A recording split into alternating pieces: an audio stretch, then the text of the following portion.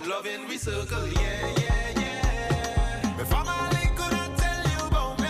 Good people, it's good people. We only on love one. I love and foes like you never do bad. Things where you do, say you never do that. Run for the green and you never look back. Now money in your pocket, so you never too sad. Boy, if money make you dance, you'll be dancing forever to the beat of a drum that never go help you. But now hear the story, is you vex with me? Like I know you something, like I know you something. When I hear the show now, is you vex with me? Like I know the wrong thing, like I know you something. Oh, it's a good, good thing. I in a good, good spirit. I drink in a good, good spirits.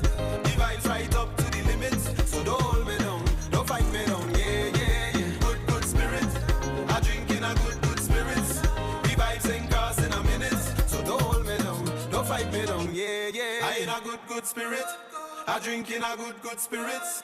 The vibes right up to the limit. So don't hold me down, don't fight me down. Yeah, yeah, yeah. Good, good spirit. I drink in a good, good spirits.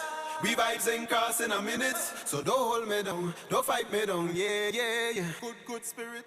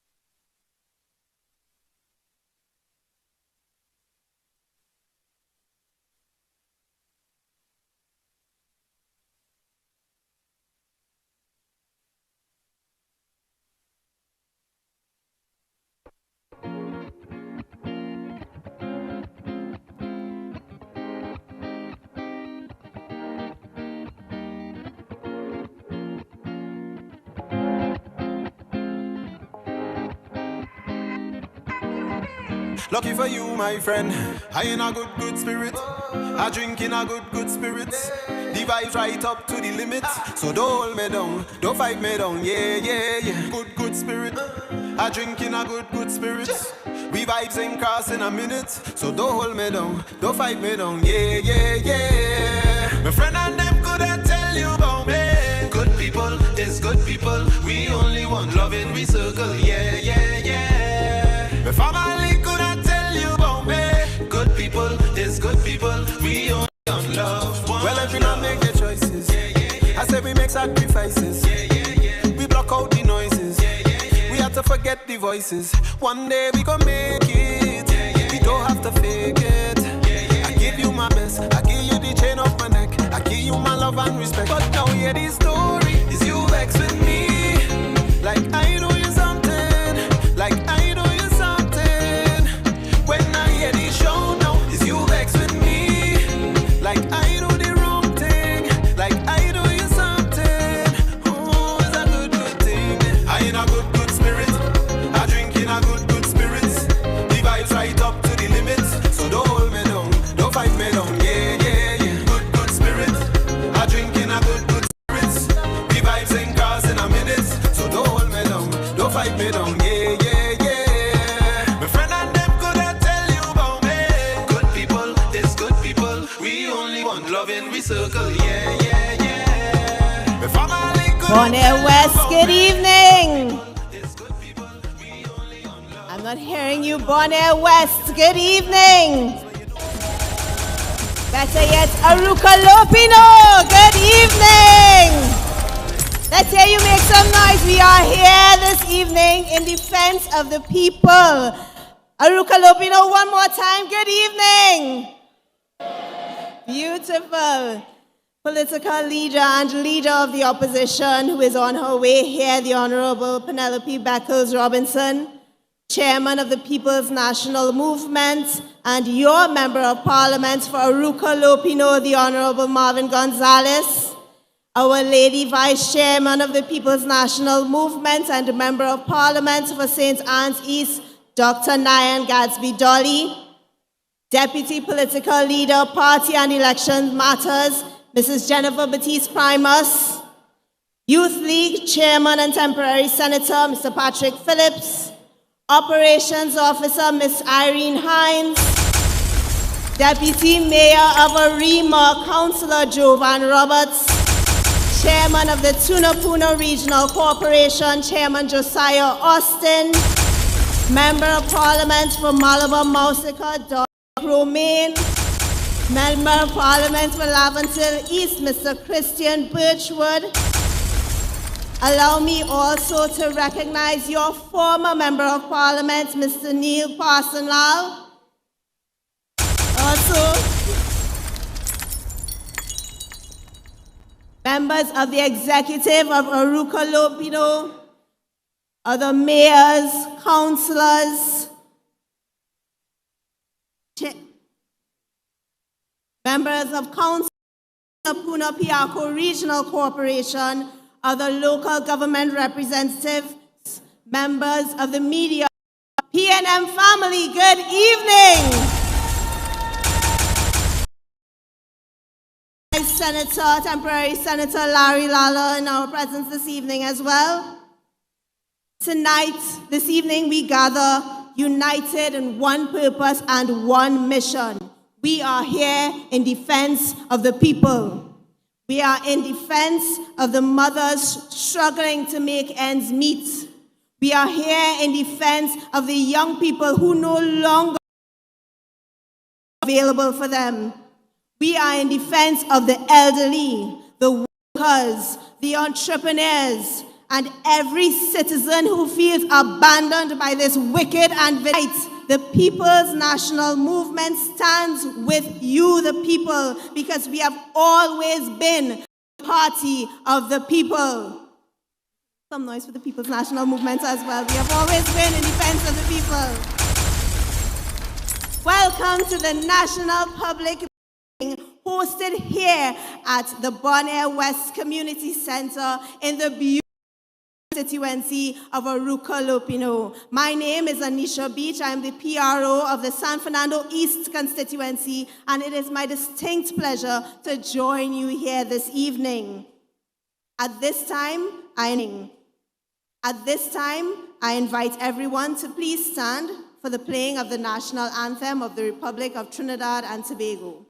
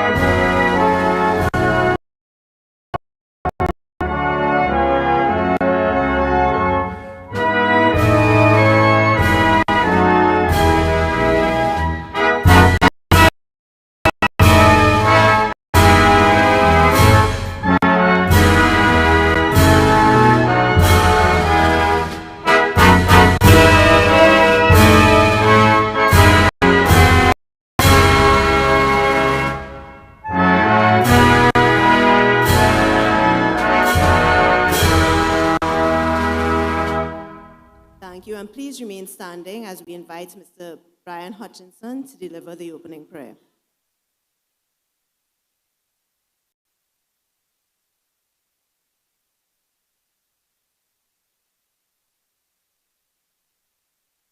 I invite you to bow your heads and close your eyes. Our gracious Father, we deem it a privilege, Heavenly God, to be here, assembled tonight for this very important meeting. First of all, God, we invite your Spirit's presence to take full charge of the proceedings of this night. Father, we acknowledge that we are in a warfare. But, oh God, we are thankful that you are still the captain of our army. And once you are the captain, there is nothing for us to do. Help us, oh God, to understand that our country is going down a road of doom. But, oh God, you are still God. And we approach your throne tonight asking you, God, to hold back the forces of evil. We wrestle not against flesh and blood, but we wrestle against principalities and powers in high places. But, oh God, you have said, touch not your anointed. So help us, oh Father, to keep connected to you. Help us to understand, God, that our success lies in you. Continue to bless us as a party. Continue to bless us as a country. Bless our political leaders, Beckers. Bless our MP, Mr. Gonzalez. And bless all other party members. And I pray, God, that we would leave this meeting as a unified bunch, understand the role that each one of us have to play to ensure good governance returns. So take full charge in Jesus' name. Amen. Thank you very much. Please be seated. Is there anyone from the constituency of Malabar Mausika? Is there anyone from the constituency of Trin-City Maloney? Is there anyone from the constituency of Arima? Is there anyone from the constituency of Arouca Lopinot? Gentlemen, I am pleased to assist and co-host this evening. I am Dr. Jelani Reid, Education Officer of the People's National Movement. PNM people, good evening. Let me tell you, the PNM is not down. The PNM is not broken. The PNM is alive and well. And as we assemble here this evening in the constituency of Arouca Lopinot, we are standing in defense of all of the people of Trinidad and Tobago. PNM people, we are the standing in their defense. And tonight, our opening batsman, as we stand in defense, none other than the Youth League chairman for this constituency. He has joined the PNM serving as the public relations. And today, he is a final year medical student in the Faculty of Medical Sciences, receiving and a recipient of PNM education. Ladies and gentlemen, join me in welcoming the chairman of the Arouca Lopinot Youth League, our youth speaker, Great Mr. is Zion. the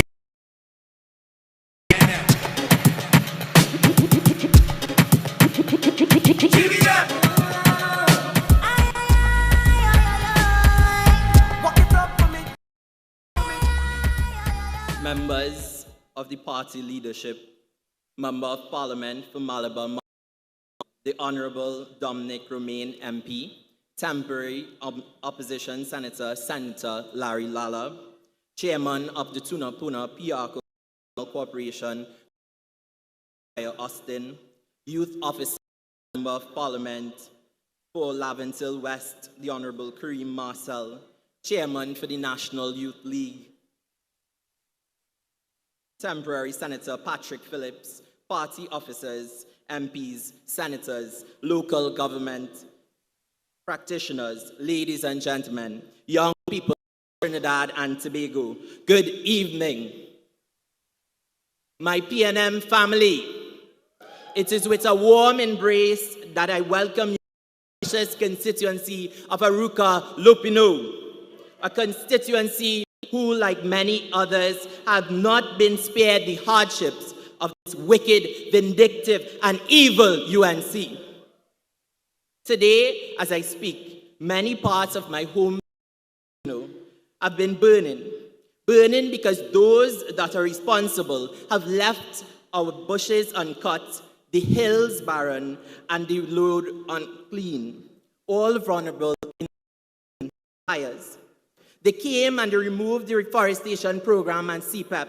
They hit us a double whammy and left nothing in place for many communities.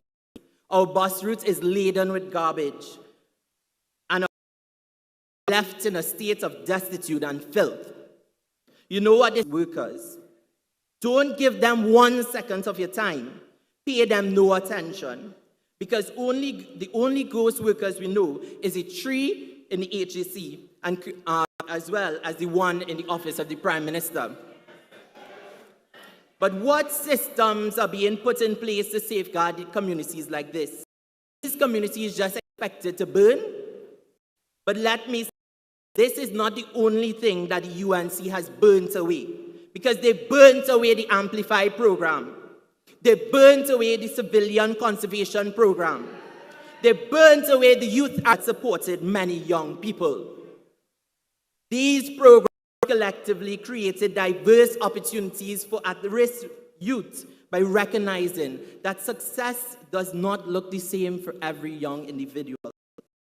Agriculture, music, the arts, community service, leadership training, and vocational development, these programs have allowed youth to discover talents, develop skills, and pursue meaningful paths. A country cannot, when opportunities disappear, desperate and hope is lost. Let me repeat, when opportunities disappear, desperation grows and hope is lost.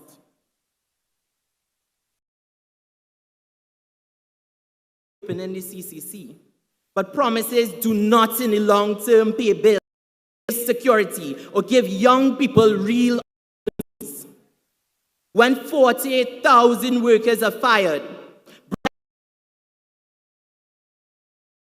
is brought into the household, there is a breakdown in the family that is in turn taken into schools. Students lash out and many are expelled with no alternative. What is left of these children? Society. But we do not forget. We see you and we hear your cries. Our political leader has already said that the PNM... Yeah? You all know about that? But don't be mistaken. Right, wrong is wrong. We cannot have individuals applying to these institutions who are underqualified, and those who are qualified are not getting through. Just to put it into perspective, imagine taking 5 or more years of your life to study, apply for numerous jobs, and not get through with even one. Imagine that persons who are severely underqualified get the job just because they can bad talk them. This is a reality that many face. It is discouraging, vexing, and saddening. But what are we to expect? Because, and I quote, true hypocrisy is the audacity to preach of integrity from a den of corruption. Just yesterday we saw numerous officers descend into Port of Spain for a peaceful demonstration, and not one was seen in Superior. We do not support the constitutional muzzling of the freedom of speech and freedom of expression. I've asked the young people of Arouca, Lopinot, the simple question, how do you feel as a young person under this government? Well, Khadijah said, disappointed because I expected them to at least keep up their promises a little bit longer. Henry said, imagine you have your qualifications and educations and can't get a job in WASA, but numerous influencers who bad talk the PNM sitting down collecting $10,000 salaries.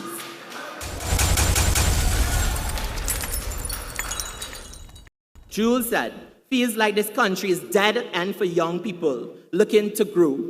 No jobs even for people who are well educated, no justice. Another said, crime sky high in a SOE, children being killed, and where is the Prime Minister? Like we need a state of emergency in a state of emergency at this point. They said, ready to migrate. This is the collective rhetoric of the voices of many concerned youth. This is not just my perspective. A note to the Prime Minister. Madam Prime Minister, I do not know your voice. I do not know who you are, but I know you're supposed to be the Prime Minister and govern this country. Do that, then just call elections now. And our political leader, the Honorable Penelope Beckles, is most ready to take the reins. To the Minister of Homeland Security, where are you? A child and their cries call for justice. You can't even be seen in a community center, which is for the community. To the Minister of Sports and Youth Affairs, what is going on with the youth programs? You are not just the Minister of Sport. Swallow your pride and call Senator Foster Cummins, and he will guide you accordingly. Not be beguiled for another time by those that speak the loudest, but rather you venture to make your own opinions. The People's National Movement, our Member of Parliament, Marvin Gonzalez. Great is the PNM. Venture, and as I was saying, venture to make your own opinions and make your own decisions. The facts are out there. Find them and empower yourselves. Step forward and take responsibility for your country. We are the future of this nation, and we must do all that we can to make it better and stand up with our fellow man and to stand against hypocrisy, injustice, and the type of politics that seek to weaken rather than uplift our people. We are in this together, and we must remain united and resilient. For we are the People's National Movement, a movement grounded in the people. The political engine and great machine continues to be the driving force for true representation, and our engine will sound against tyranny and oppression of the wicked, because the PNM will always be the voice for the people, and a voice for the voiceless, and a voice for integrity under the leadership of Penelope Beckles, future Prime Minister of the Republic of Trinidad and Tobago. Roar, hope in every heart, one people, one movement. Forward we rise, forward we stand. PNM, PNM, PNM. Long live the youth of the nation. Long live the PNM. Great is the PNM. Great is the PNM. Great is the PNM. And we shall prevail. Great is the PNM. PNM.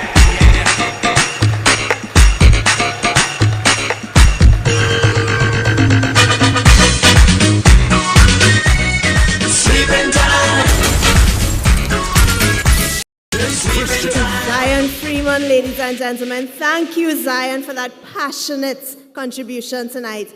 You reminded us definitely that under the People's National Movement, opportunities were created for young people to grow and succeed. But under this ANC, according to you, they were all burned to the ground. But let tonight, and let this young man send a clear message that the youth of Trinidad and Tobago are not forgotten. And the PNM will always stand in defense of the youth. Let's make some noise once. Our second speaker tonight is a young, again, another young speaker, energetic and a visionary leader who continues to make his mark both in local government and national. He currently serves as councillor for Macoya Trin-City and chairman of the Tunapuna-Piarco Regional Corporation. Proudly holding the distinction of being the youngest chairman in the country, his passion remains rooted in advancing the infrastructure, culture, and overall development.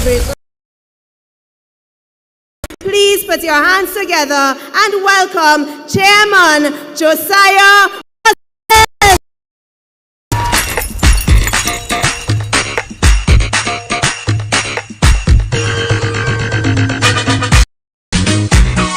Great is the PNM.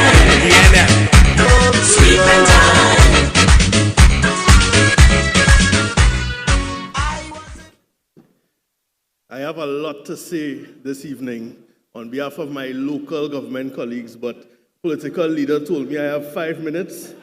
I am going to try my best. Permit me to recognize very quickly our political leader of the People's National Movement, the Honorable Penelope Beckles Robinson, our party chairman and MP for Arouca Lopinot, the Honorable Marvin Gonzalez, distinguished speakers of this evening's proceedings, executive members of the People's National Movement, members of Parliament and senators, fellow local government colleagues, members of the viewing platforms, both listening, regional corporation, but as someone deeply concerned about the direction of local government in Trinidad and Tobago. For years, we in the People's National Movement campaigned for meaningful local government reform. We worked to advance measures aimed at giving greater autonomy to regional corporations, empowering communities, and bringing decision-making closer to you, the people. But since April 28th, there has been a noticeable shift. The conversation no longer appears to be about empowering local government. Increasingly, it seems to be about expanding central government control. And while this shift is taking place, corporations are facing tremendous pressure. As we meet here this evening, my colleague, Chairman Walcott of Sawa-Lavantil Regional Corporation, has been struggling to ensure that there are accommodations in place for the staff and council to continue serving its burgesses. The reality is that if public attention was drawn to this matter through the media, they have found themselves displaced. And people have every right to ask, is this the action of a government that truly understands the importance of local government? We have also seen the Ministry of Rural Development and Local Government taking the lead in hiring casual workers and assigning them to corporations to be supervised. But many questioned why the funding was not corporations to manage this themselves. And more troubling is the fact that many of these workers are still awaiting payment after 5 weeks. Recently, corporations have also been encouraged to execute development programs, projects through the rural development a management fee, despite regional corporations successfully managing these projects for years. But we understand what their intention is. Opportunities for the small contractors to get projects and give to favored contractors, as we've witnessed with HGC. So we ask ourselves, why create parallel systems while corporations are struggling for funding, manpower, and equipment? Why weaken existing institutions instead of strengthening them? And why the recent comments from the Prime Minister, which are deeply concerning? The Prime Minister warned, and I quote, "If service delivery does not improve, government will start outsourcing and mechanize many of the tasks currently performed by regional corporations." Now let us think carefully of what this means, because no one is against efficiency, no one is against modernization, and no one is against accountability. But local government cannot simply exist to absorb blame while authority, resources, and decision-making are shifted elsewhere. PNM corporations are being asked to do more with less and then criticized when delivery becomes difficult for those very conditions. Development cannot depend on political color. Whether a corporation is PNM or UNC, the people deserve equal treatment. Equitable for a regional corporation has not sat idly by, waiting on central government, because leadership means finding solutions even in difficult circumstances. And let me give you an example of the challenges we are facing. The TPRC has been struggling to access materials required for road restoration, materials that are traditionally supplied through the Ministry of Works and Infrastructure. We have complied with every requirement. We have submitted every documentation necessary. We have followed the established processes. Yet every time one requirement is met, the goalpost appears to shift, and the ministry remains unresponsive. Meanwhile, roads in our communities continue to deteriorate, and citizens continue to demand action, and rightly so. We refuse to sit and do nothing. Through public-private partnerships and stakeholder support, we have still been able to undertake works in several communities across the region. Because the Tunapuna-Piako region, our focus remains on delivery to the people regardless of the obstacles placed before us. But let us be clear, complement local government and not replace proper state support and equitable funding. As we approach mid-year, corporations across this country are waiting with bated breath because the financial pressures are real.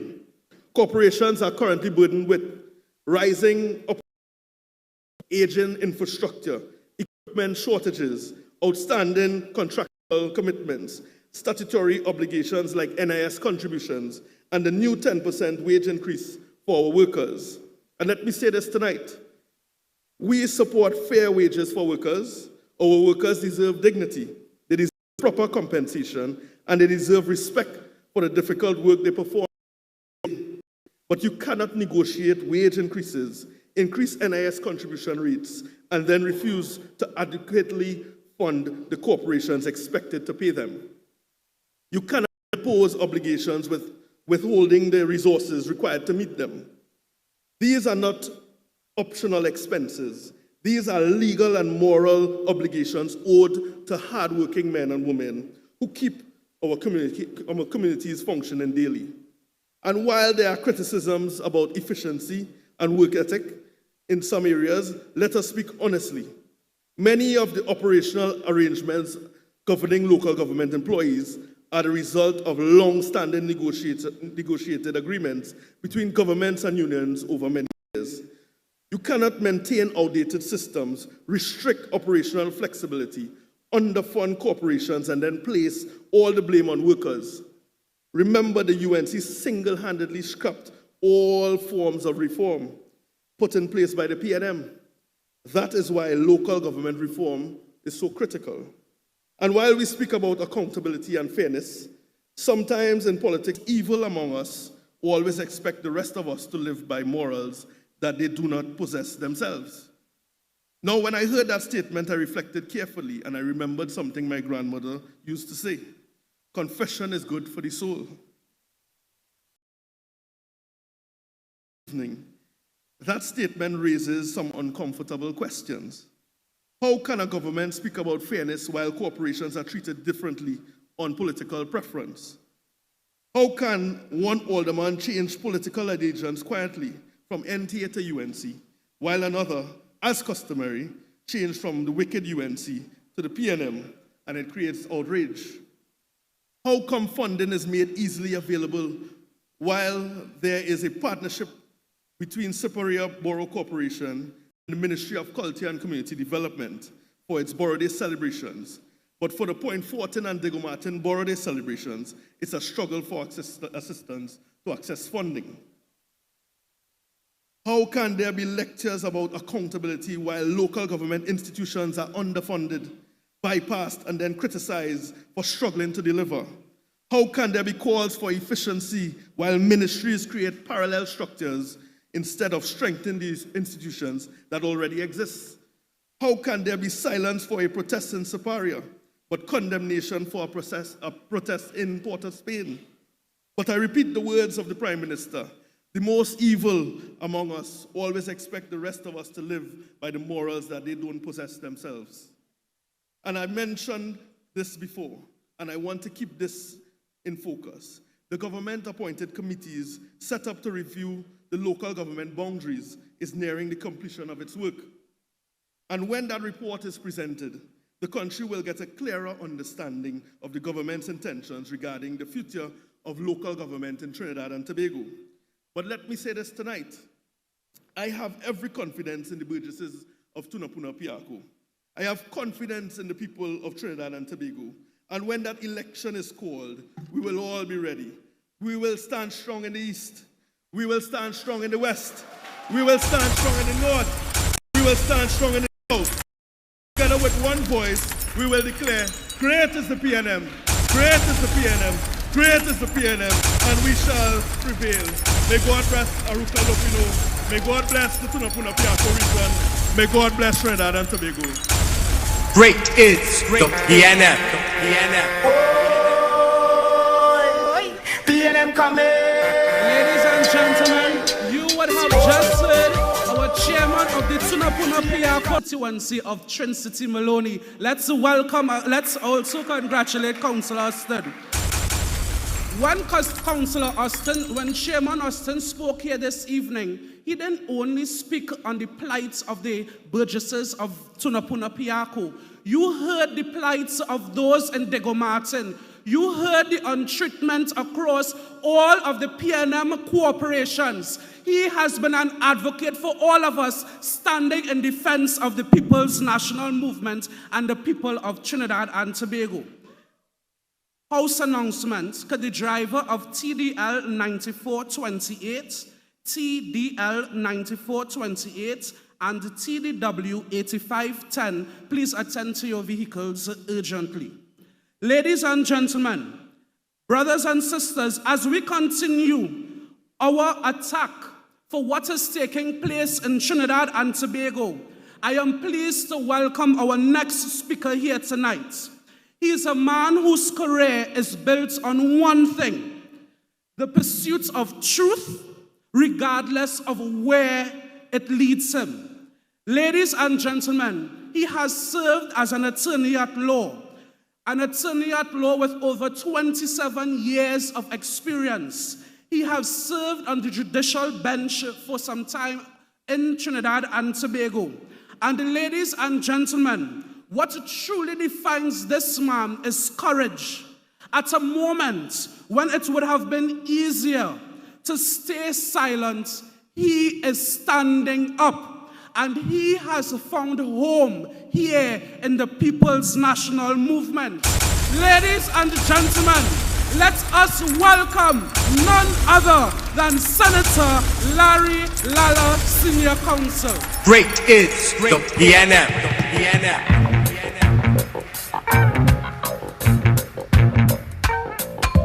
Get up, stand up. Stand up for your right. Get up, stand up. Stand up for your right. Get up, stand up. Stand up for your right. Get up, stand up. Didn't realize we have so many people upstairs. Good evening, Arouca. Good evening, Lopinot. Good evening to the PNM family gathered here this evening.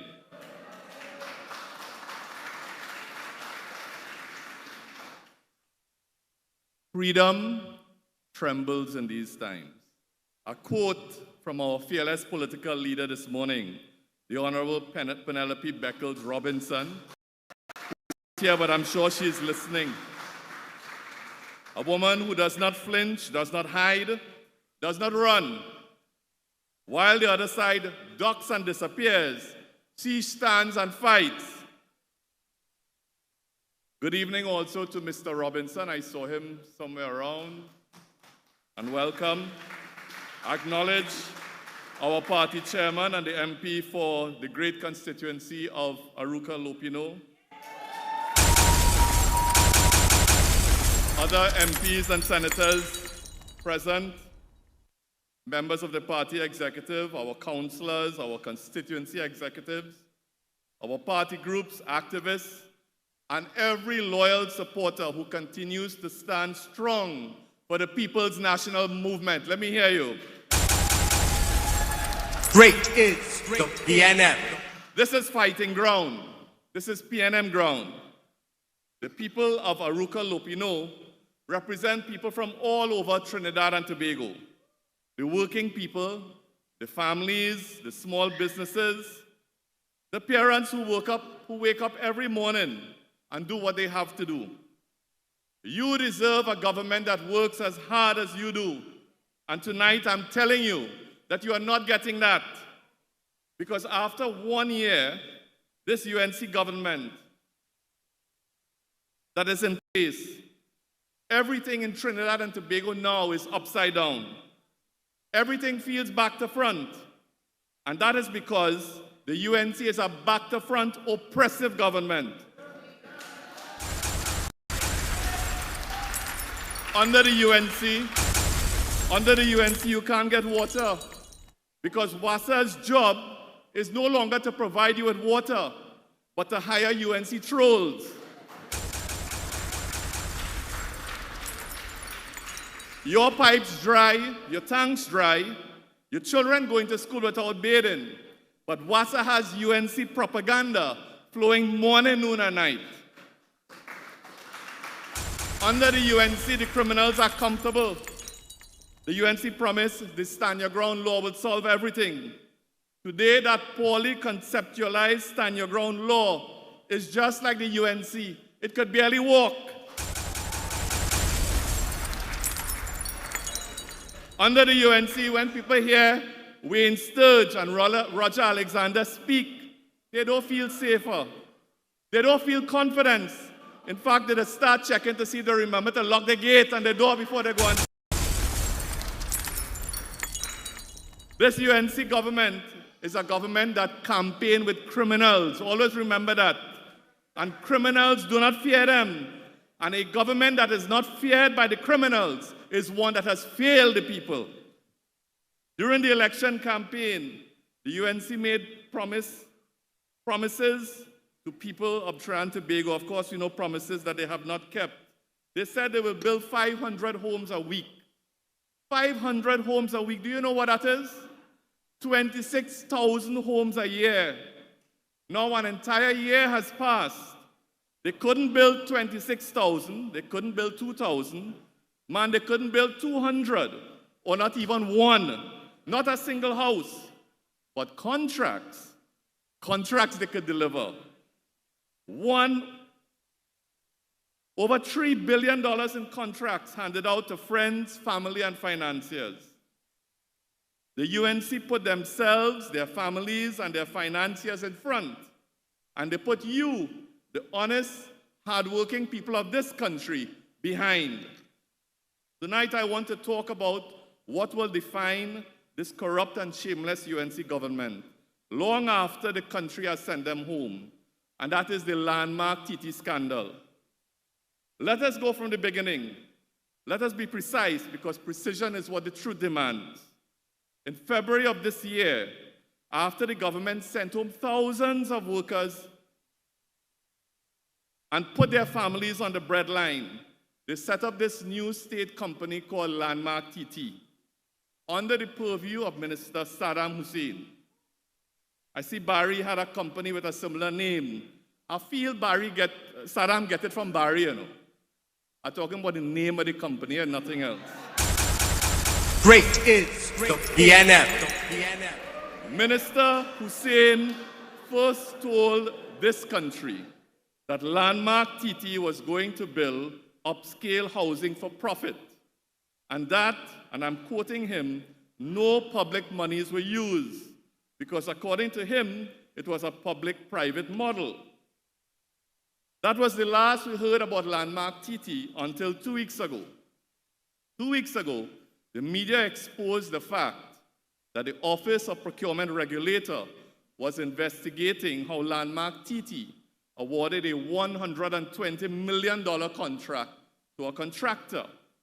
$120 million of the people's money. And when the media asked Minister Hussein outside the parliament, I'm sure all of you saw the video, a simple question, Minister, where is the $120 million going? He ran away. He turned his back on the journalists. He turned his back on the cameras, and he turned his back on you. That is not a minister. That is a coward in a suit. I have appeared before our courts for decades, and I know what the law says, and I'm telling you tonight, what has happened in Landmark TT is not just a scandal. What has happened raises serious questions about breach of fiduciary duty, misuse of state resources, and abuse of public trust. These are not political words, they are legal words. And legal words have consequences. By law, state companies are required to operate with transparency. Contracts involving public resources cannot be treated like private family business. The people of this country are not shareholders in a UNC enterprise. This is their money. It belongs to them. Hear how it appears to me, and I'm sure to many of you. Landmark TT is not doing a public-private model. Landmark TT is doing a UNC to UNC financier model, where millions connected to public business appear to us, the public, to be directed to the pockets of a UNC-favored contractor. And they keep telling us, no public monies are being used. But I have a simple question for Saddam Hussein. I have a simple question for Barry Padarat. I have a simple question for this entire government. Stop telling us that no state money is involved in the Alambi project, and tell us, A, the value of our land. Not Kamla or Saddam or Ramhit's land, but our land that is being given to their favorite contractor to develop. We want to know the value of the land. We want to know, B, when the upscale house on this land is sold, how much of the purchase price will come back to the Treasury? C, if the house can't sell, what money will come back to the Treasury for our land? And D, ladies and gentlemen, how could a successful bidder prepare technical drawings and arrange financing and bid on such a large project in under 2 weeks, from the opening of the bid to the closing? This is a proper question to ask in the circumstances. Did the successful bidder have insider information before the opening of the bid? And how was that company able to be successful on the bid? These are simple questions. Answer them, Saddam Hussein. Imagine Saddam says that the OPR has questions to answer in relation to projects done under the last PNM government. Saddam, don't play smart with foolishness. I want to ask you, what complaint did you file with the OPR when the PNM was in government that was not investigated? Tell us. Don't stand behind Kamala's dress and criticize Miss Beverly Khan, the head of the OPR. Man, you can't walk in that lady's shoes. This is a lady with over 32 years of experience in development planning and public policy formulation in our country. Since the early 1990s, when Saddam was probably in Pampers. She is a consummate public service professional. Let me tell you something about her background. Between 1990 to 1998, she worked at the Ministry of Planning and Development as a planning officer. Between 1998 to 2000, she worked at the Inter-American Development Bank in the Office of Executive Director for the Caribbean in Washington, D.C. Between 2002 to June 2006, she worked at the Ministry of Planning and Development as a senior planning officer. Between July 2006 to August 2007, she worked at the Ministry of Planning and Development as a director in the Vision 2020 Program Management Office. Between 2007 to 2010, she worked in the Office of the Prime Minister and was a Deputy National Coordinator in the Secretariat for the 5th Summit of the Americas and the Commonwealth Health of Government meeting in 2009. Between June 2010 to April 2014, you know what those years mean? While the UNC was in government, she worked at the Ministry of Planning and Sustainable Development as the director of the planning unit and was appointed a director of the Central Bank of Trinidad and Tobago. Absolutely, by Kamala. Between May 2014 to April 2015, she worked at the Ministry of Planning and Sustainable Development as a general coordinator in the Secretariat for the Americas Competitiveness Forum.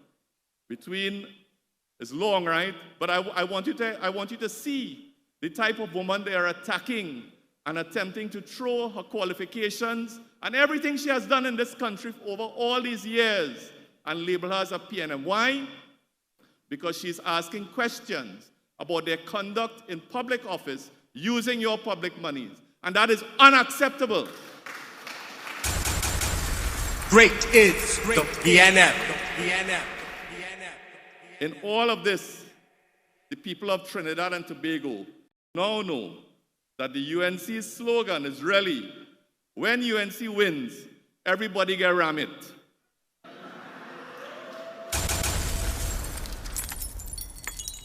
Saddam, you are a minister of this republic. You hold a public office. You were given public trust. And you are running from public accountability. Stop moving so shady. Stop ducking questions. Stop hiding behind press releases and photo opportunities like your leader. And most of all, stop hiding behind her skirt. Every day we see pictures, videos of cookouts. But up to now, not Kamala, not Saddam, not Padarat, not the 3 ministers in housing, nobody has faced this country to tell us the truth. I only have 2 minutes left, and I want to deal with something, cut half of my speech and deal with something very important. Let us understand it very clearly. In this country, there are no laws preventing public protests. There are no laws.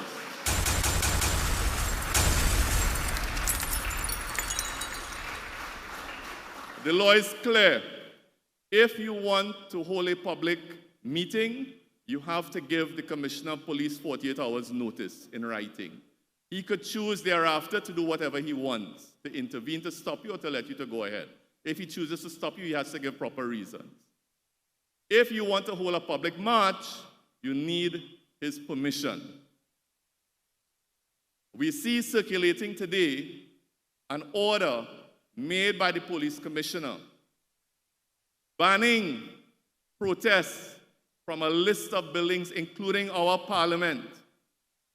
Well, I want to send a message to the police commissioner that that order is not a proportionate exercise of your powers under the emergency regulation for the state of emergency. And I want to send a message to the Attorney General. Have a word with that Commissioner of Police, because he's going to cause this country a lot of money in damages. Money that the country does not have. Imagine, this commissioner is telling us that a man cannot take a placard and go and stand up, not in front of the parliament, in Woodford Square. That is what this oppressive UNC government is banning right now. And we cannot allow that. The minute we allow that, ladies and gentlemen, is the day we all have to start packing and leaving this country. This UNC government is going to leave us in a perpetual state of emergency until we run them out of office in 2030 or before. Great is the PNM. And we have to send a very strong message to them on this issue. And I expect that the political leader will have more to say about that at a later stage. So, on those notes, I want to say, perhaps the most important thing, great is the PNM. Great is the PNM. Great is the PNM. And we shall prevail. And God bless Trinidad and Tobago. Thank you.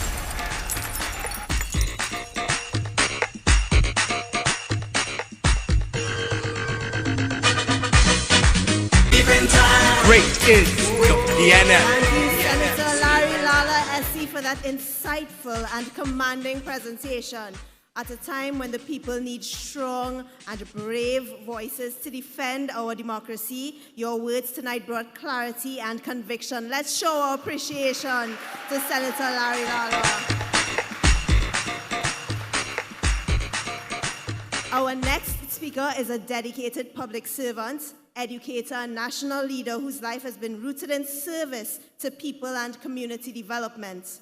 He currently serves as the Member of Parliament for Malabar Mausika, where he continues to advocate for progress, opportunity, and stronger representation for his constituents. Ladies and gentlemen, please put your hands together and warmly welcome the Member of Parliament for Malabar Mausika, Dominic Romain.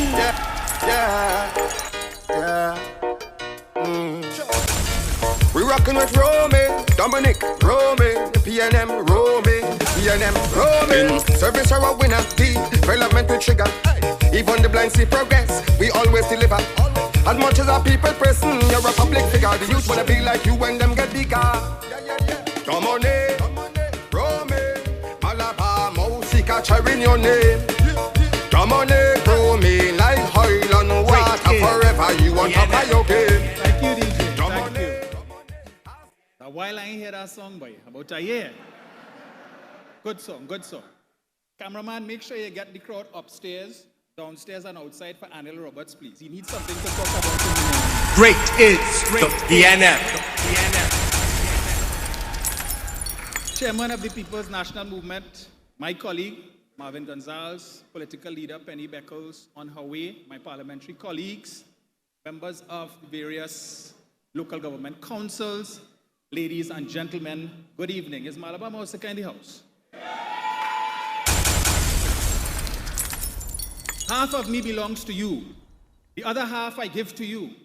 There have been prime ministers before me, prime ministers after me, but there will never be a prime minister who loves you as much as I love you. You hear lie? That is lie. Lie. The words of our prime minister. I saw today on her latest unhinged rant, she is accusing the PNM of trying to incite the people against law enforcement. Let me just read this here quickly for you in the time I have. It appears the PNM and those who seek to defend criminal gangs are doing everything possible to incite hostility towards law enforcement in the hope that it results in violence against police officers and prosecutors. Well, I hear hypocrisy, so. You all remember in 2022, when the Coast Guard were doing their job and they fired on an unidentified fishing vessel and a Venezuelan child lost his life. Before the investigation even started, the then leader of the opposition called the Coast Guard officers murderers. You all remember that? When she was opposition leader and she was looking for votes, she was telling you, the population, that the licensing officers and the police officers, they're wicked and they're oppressive, as they're carrying out their job to ensure Trinidad and Tobago didn't end up as a lawless dump. But today, all of a sudden, she's the biggest defender of law enforcement in Trinidad and Tobago. That is hypocrisy. But she has a track record of hypocrisy.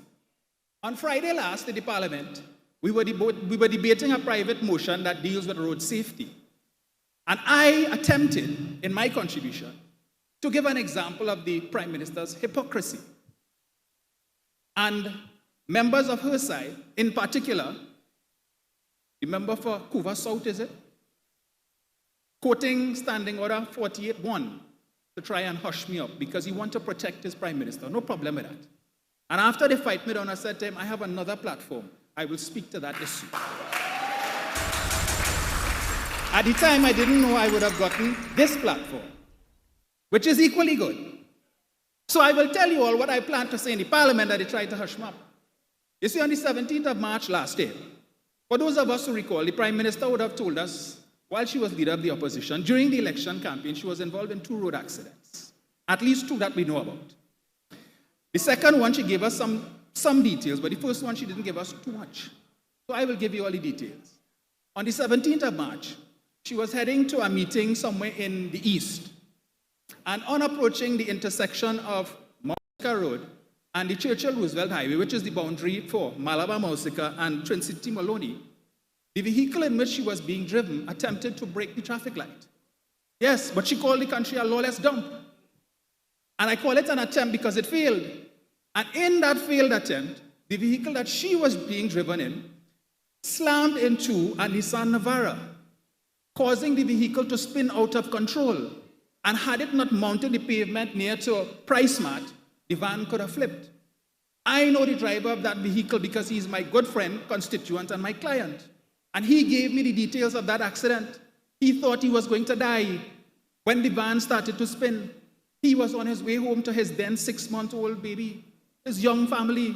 This is a young businessman, successful businessman, contributing to the constituency and to Trinidad and Tobago, and could have lost his life because of lawlessness on the road by somebody who had the audacity to call Trinidad and Tobago a lawless dump.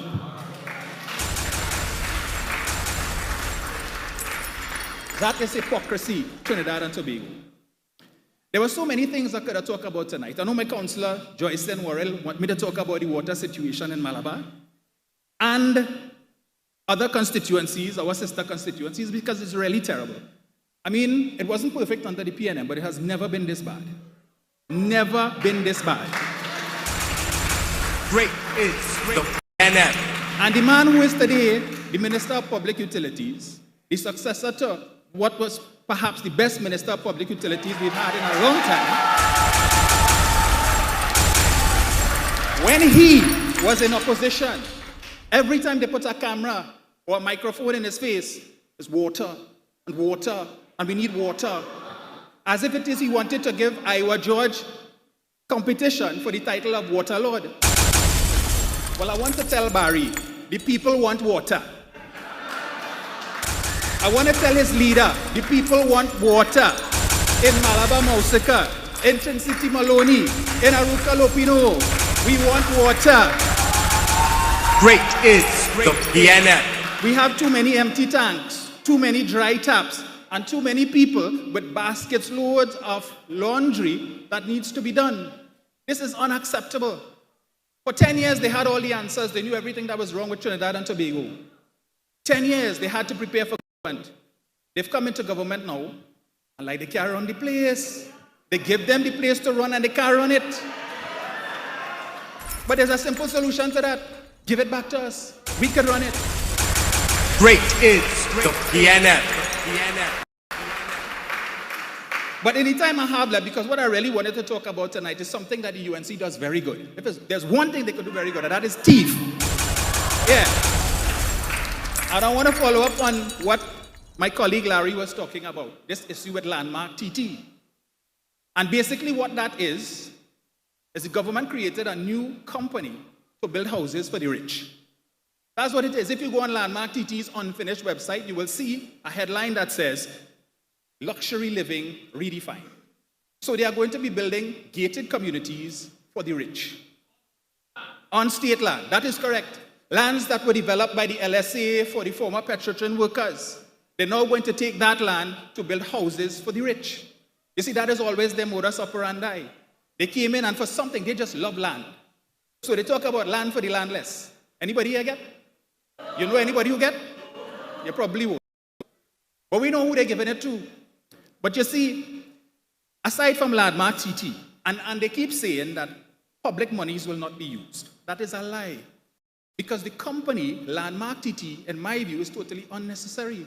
You have already spent public monies in big salaries that they are paying the executives of Landmark TT, who are all part of this complex web of interrelationships that has very close proximity to the Minister of Land and Legal Affairs, Saddam Hussein. And when we raised this issue a couple weeks ago at the press conference, rather than address it frontally, he come in the parliament the next day to tell you who wife get contract and who outside man get contract, and couture and bacchanal. That is all they got for, but he could not defend his position. And of course, the supporters took that and ran with it, and now they're all over the place talking about PNM trying to stifle the construction of houses because we don't like black people and all kind of rubbish. Nonsense. But we will not be fooled. But I want to put you all on alert for what, in my view, is likely to be an even bigger land grab, bigger than Landmark TT. And it is this program that the government came up with in November of last year. You all remember the National Revitalization Program? Where they had these beautiful plans of beautiful buildings all over Trinidad and Tobago, and we're looking like Dubai and Singapore. 129 projects. Where that came from? There was no mention made of that during the election campaign. It is not in their manifesto, their manifesto. For 10 years, they couldn't come up with a grandiose plan like that. But in 6 months of coming into office, all of a sudden, they conceptualized 129 projects that they're trying to market all over the world. And we were told in February by the Minister of Works and Infrastructure, Jolene John, they have 965 expressions of interest. 965 entities that want to come and be a part of this National Revitalization Program. But I want to read something for you all from a Guardian article. And you know the saying is, the price of freedom is eternal vigilance. And we in the PNM will continue to be vigilant for your well-being.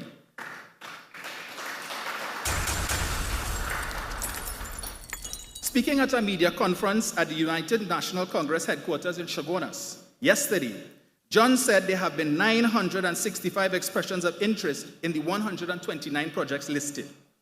John and other government ministers have visited several countries since the launch in November last year. She said interest came from Peru, the US, Netherlands, China, Belgium, South Africa, India, China. Half of these countries they didn't visit her, but all of a sudden all these countries interested. Magic.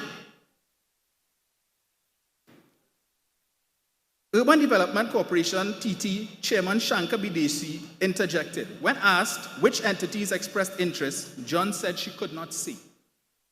She can't say, but she is the line minister. Shankar Bidesi, who is the chairman of UDCOT, he chimed in, and he said, the names of the interested parties are confidential. That is confidential and within the remit of the Evaluation Committee and therefore the Public Procurement and Disposal of Property Act. I don't even know who submitted. I will never know. And I am not interested to know. The chairman does not get involved in tenders, so that information is not public at all. Landmark TT wasn't public either. The contractor for Landmark TT wasn't public either. 129 major projects. And the similarity between the National Revitalization Project and Landmark TT, it is the state, the government taking state land and giving it to private developers to build. The biggest land grab that you could ever think about. Do you all remember 2010 to 2015? They gave away 44 leases in Chagaramas, prime real estate. to their friends, family, and financiers. One person in particular got 4 acres of land for $1 a year for 30 years to build a car park that he was then supposed to lease to the CDA for $900,000 a month. You all remember a project called Eden Gardens?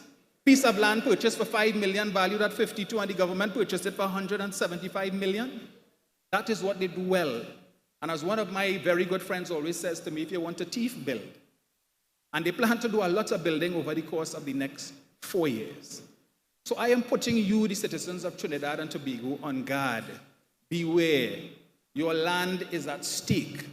They are taking prime real estate that should be used to build housing for low-income families, to build houses for the wealthy, their friends, families, and financiers. I'm sure everybody here, some of you all have applications in the HDC for years. You know people who have had applications in the HDC for years. People come to me every week. They come to Marvin and my other colleagues asking for housing. They want us to see if we could assist them in fast-tracking their applications. They're in desperate need of housing, and your government is now going to take those precious lands to build houses for people who could go on the open market and get a mortgage and go and buy a house. We have private developments all over the country. If it is that you so want to get money, as they say, to build low-income houses, well, why not just sell the land to the developer? Why this whole project? This landmark TT, the creation of this company to do what? What we know. So we ask ourselves, who is going to be benefiting from these projects and others that are going to be coming on stream very soon? Our democracy is at stake. Right now, the mood in the country is one of regret. We just came from a very successful walk, and many people were telling us, boy, we wish tomorrow was election. When is election? When is local election? We wish it was general election. That is how people are feeling. Regret from those people who dipped their finger in the ink up to the elbow to vote for the UNC, and those who decided they were vexed with the PNM and didn't go to the polls and caused the UNC to get into office. But fear not, the PNM is here, and they keep saying the PNM dead. PNM can't come back. There's only 13 of them in the parliament, 13 of us, but 29 of you all, 28 of you all are afraid of us. Every morning, Anil Roberts doubles on coffee, PNM, PNM, PNM, PNM, PNM, PNM. They can't talk, it's PNM, PNM, PNM. Well, that is good, because it tells us that they are afraid of us, right? They are afraid of us.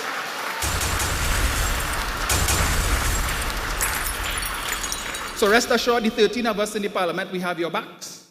We are doing the best that we can, and we will continue the best that we can to protect our democracy and to ensure that in the earliest possible time, good governance is returned to Trinidad and Tobago under the People's National Movement. And as we say, after God, great is the PNM, great is the PNM, great is the PNM, and we shall always prevail.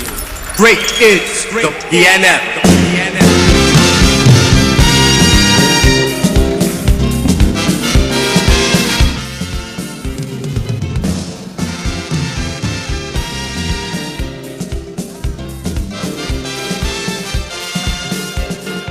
PNM people, citizens of the Republic of Trinidad and Tobago, you would have just heard one of our newest members of parliament who stood in defense of all of the people of Trinidad and Tobago. And if you feel that what you heard here tonight was all of it, go on Parliament channel on every Friday and you will listen and hear our MPs standing in defense, our 13-member strong team standing in defense of all of the people of Trinidad and Tobago. Great is the PNM. Arouca, Lopinot, is there anyone from this constituency? Is there anyone from the constituency of Arouca, Lopinot? You may know this young man as the former minister responsible for public utilities, a minister that actually knows how to give water. You may know him as our former Minister of National Security, where we were seeing a decline in the true decline in the statistics of crime. You know him as the former Member of Parliament and the last Member of Parliament for Lopinot, Borneo West. And in April in April 2025, you decided that you were going to send him as the first member of parliament for the constituency of Arouca Lopinot. Ladies and gentlemen, but before we call that young man, before we bring that young man to the lectern, PNM people, citizens of Trinidad and Tobago, people of the People's National Movement, assist me in welcoming the political leader of the People's National Movement. She has served as a former ambassador for Trinidad and Tobago, a former governor for the Caribbean Development Bank. She is the member of parliament for the constituency of Arouca. She is the first female political leader of the People's National Movement. And PNM people, Trinidad and Tobago, she is the next Prime Minister of the Republic of Trinidad and Tobago. As she makes her way in, assist me in welcoming Honorable, the leader of the opposition, the political leader of the People's National Movement, the next Prime Minister of Trinidad and Tobago, Honorable Penelope Beckles Robinson. Great is the PNM. Christian. 70 years strong as a movement. 70 years standing strong in defense of Trinidad and Tobago. Where development was concerned, the People's National Movement was there. And as we continue to prepare Trinidad and Tobago for governance in Trinidad and Tobago. Great is the PNM. PNM people, 70 years strong. Our first female political leader, our member of parliament for Arouca, our former ambassador to the United Nations, our leader of the next Prime Minister of the Republic of Trinidad and Tobago. Great is the PNM. Because of this large and mammoth crowd here tonight, Great is the PNM. Arouca Lopinot assists me in welcoming as she joins us here in this public meeting. Our next Prime Minister, our political leader, our first political leader in our 70th year anniversary, Honorable Penelope Robinson. Great is the PNM.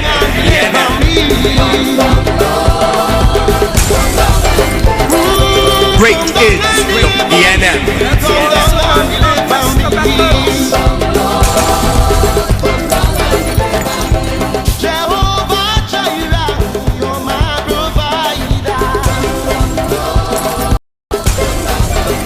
Let's welcome once again Arouca Lopinot, our political leader and next Prime Minister of the Republic of Trinidad and Tobago, member of Parliament for Arouca, the honorable leader of the opposition, Honorable Penelope Beckles Robinson. Great is the PNM. Christian.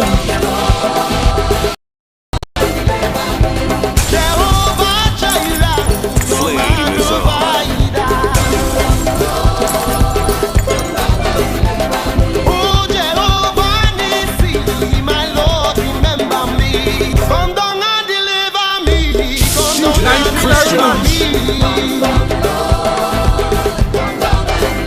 Arouca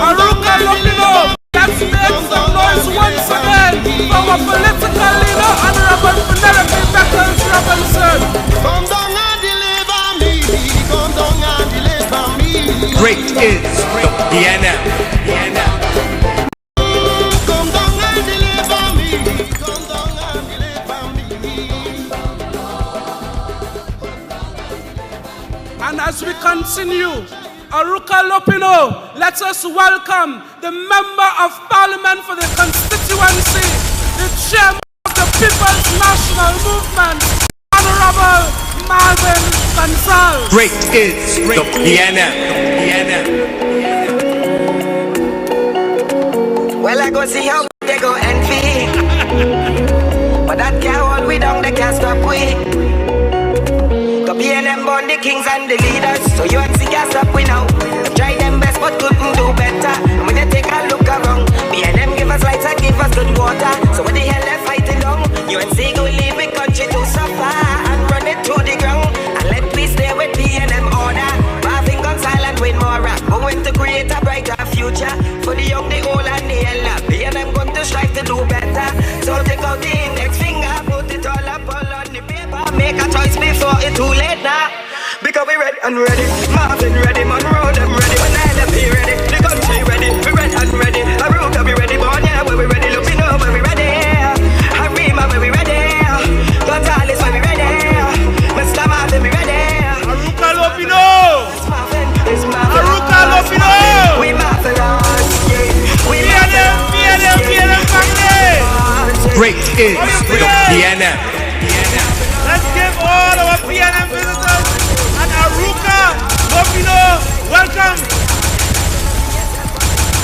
Great is the PNM. Leader of the People's National Movement, leader of the opposition of the Republic of Trinidad and Tobago, my colleagues in the leadership of the People's National Movement, members of Parliament, members of the Senate, members and executive officers of the People's National Movement, friends and family, Arouca Lopinot constituency, good night and good night and good night, and welcome to our PNM platform, welcome to our PNM platform of truth. I want to start tonight because I come with plenty things to say. I have real things to say. Because old people say, when you see Jepness, leave Jep alone. Don't choke Jep. But I want to start by quoting two verses in scriptures. Proverbs 12:32. Lying lips, an abomination to the Lord, but those who act faithfully are his delight. In Proverbs 19:9, it provides a false witness will not go unpunished, and he who breathes out lies will perish. Tonight, come to talk some truth. But I want to remind Trinidad and Tobago tonight, do not allow the UNC to cover you into silence. Do not be afraid of their bile and their nastiness, because their intention is to cover you into silence. Larry would have spoken a short while ago about your constitutional rights. He would have spoken a short while ago about an order that was signed by the Commissioner of Police in the dead of night that the leader of the opposition will talk to you more about tonight. But what has been happening in Trinidad and Tobago is a government of revenge, a government of retribution, who is intended to suppress every single voice of truth in Trinidad and Tobago. And it is only if your back is broad and your belly is deep enough, you will be able to take them on head on, regardless of the lies, regardless of the bile, regardless of the nastiness they spew day and night. Because my parliamentary colleagues will tell you, as Dominic would have indicated a short while ago, 13 of us in the parliament, in the lower house, have 26, 27 of them on the run because it's 26 MPs and it have a next one, and you know who the next one is. 26 elected members of parliament, and it have a next one, and you know where he sits. I go whistle, and you call his name. Or you call his name, and I go whistle. But if they are afraid of 13 of us, it tells you that none of them are up to no good. How many of them, and how many times, they come to the parliament refusing to answer questions, invoking standing orders of the parliament, invoking standing orders not to answer questions, invoking standing orders to shut down members of the opposition. How many times you see that they use their majority in the parliament to shut down opposition motions? You would have seen just last week in the parliament, we came to parliament to debate the people's business. One government member stood up to speak on a very important bill, your lives and your livelihood. A government with 26 members in the lower house only came with just one speaker. And I indicated that we have 3 speakers. And if the thing go good, I might have 5 speakers to join the debate. And you know what? MP Scotland spoke. And I told Karim be on standby because I got the sense that the government was not prepared to sit down and debate. And as soon as MP Scotland spoke, the minister that moved the bill immediately stood up at the same time with MP Karim Marcel, and the deputy speaker couldn't see a tall man like Karim and said that she only is who catches her eyes and she only see the Minister of Justice, thereby shutting down the opposition from representing you, the people of Trinidad and Tobago, when we walk out. But I want to tell you PNM people here tonight, walking out has lost its sting. It is time to take the fight to them.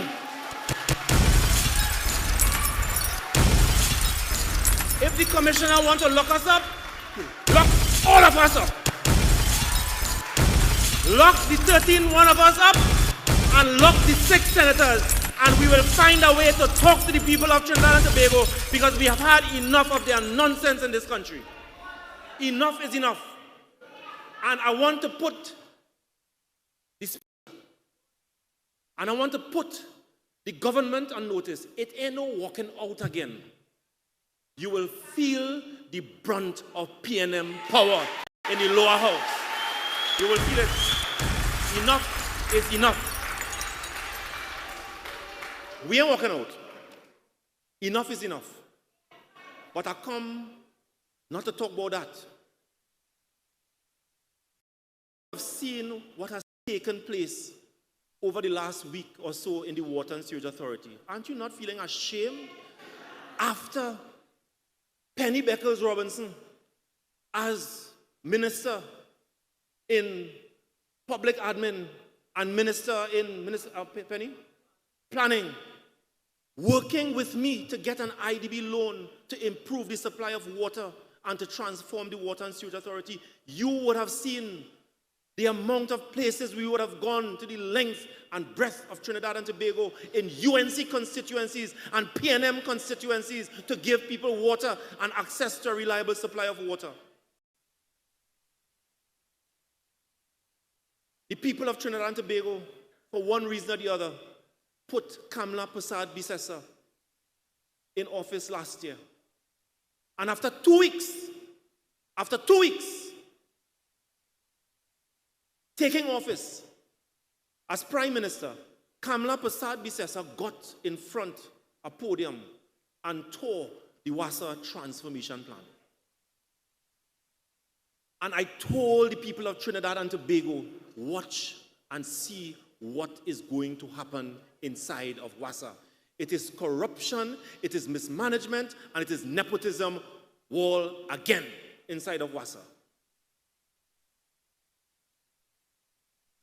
I told the country that in 2013, the UNC lied to the population and lied to the IDB that they wanted $500 or $600 million to transform WASA.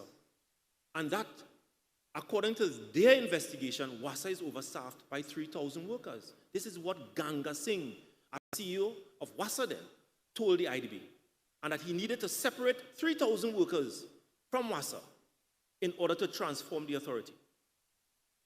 The IDB made $500 million available to WASA. WASA spent $400 million in a VSEP program. I'm telling you that for a reason. I want you to follow me. $400 million they spent. And they gave workers a VSEP package. 200 or 300 workers participated in that VSEP program. And as they left the organization, they entered via the back door, costing you, the taxpayers of this country, $400 million. That is the legacy of Kamla Prasad Bisesa. And I could remind you that not too long after it was the Betham wastewater scandal costing you $1.5 billion. And nothing was done on the Betham with respect to the construction of that wastewater plant. But the people of Trinidad and Tobago decided that they're going to put WASA back in the hands of Kamla Prasad Bisesa.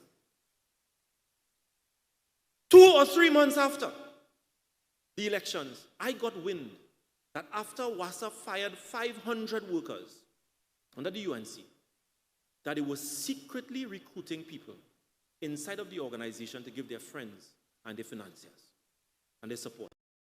No advertisement, no nothing. And I filed a question and I got a response. And they confirmed that up to that point in time, they hired 426 workers without any advertisement. 426. And they gave a breakdown as to how much it's going to cost you, the people of Trinidad and Tobago. Over $60 million more. Now, a utility company that is almost bankrupt. But something also told me that they were recruiting social media bloggers. And when I asked the question, they refused to answer. But I knew that Twiggy was working in WASA. But me ain't call Twiggy name, you know. But when I bust the mark, Twiggy jumped out at herself and start to accuse me of all manners of things. But me ain't call Twiggy name.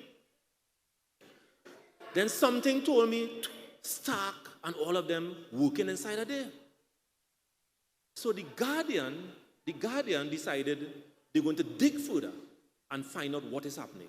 And they bust the mark again on them a week ago, and the whole country now know that the UNC hired social media bloggers not to improve your supply of water, not to fix leaks, not to ensure that you get water in your pipe, but to malign and slander the names of anyone who dare oppose the UNC. That is what they do on a daily basis. Go on social media and say the nastiest things, hoping that when they do so, all of us will be silenced. We will run in a corner and not say anything about them. But I want to tell you, the people of Trinidad and Tobago, you have to gird your loins. You have to strengthen yourself. God is on our side, and we will work hard day and night, regardless of whatever they say. And Trinidad and Tobago one day will return to the loving hands of the People's National Movement.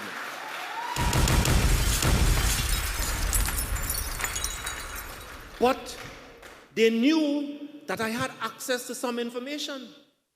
So Anil Roberts decided to jump out of himself and say all kinds of nasty things about me and my family and other things. But I want to tell Anil Roberts here tonight, you could say what you want. You could jump high, you could jump low. I will be in your face morning, noon, and night until you are removed from the corridors of power in Trinidad and Tobago. You see, I am told that the executive leadership that we put in place before we left office, WASA has no case to defend in courts. And very soon, you, the taxpayers of this country, will be paying upward of $15 million in a separation packages to these and compensation to these executive officers. And they are aware of that. But they don't want you to know that. But while they did all of that, they removed an executive leadership that we put in place after extensive search locally, regionally, and internationally, and put in place leadership for the organization. You know what WASA did? You know what the UNC did? They removed all of them, good citizens of this country, and they put criminals to run the organization. And I come here to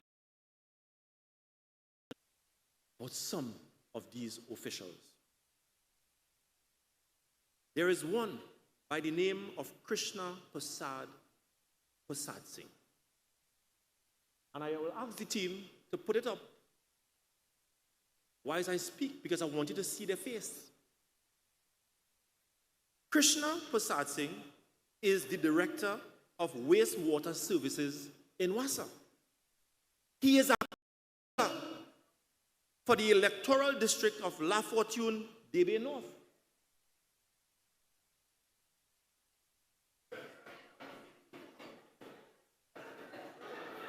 I want to ask Barry Padarat and Anna Roberts, why was Krishna Prasad Singh fired from WASA a couple years ago? What were the allegations made against Krishna Prasad Singh that caused him to leave the organization, stayed away from the organization, and when the UNC came into power, brought him right back into the organization and put him as Director of Wastewater Services? Perhaps he is doing the right thing, dealing with wastewater in the Water and Sewerage Authority. But it gets more interesting. There's one by the name of Mano Brijlal. Mano Brijlal is the Director of Operations inside of WASA. Hold on. Mano Brijlal and his wife and his children, all of them, is working inside of the Water and Sewerage Authority. But here how the thing get more interesting, because old people say, do not choke at gymnast.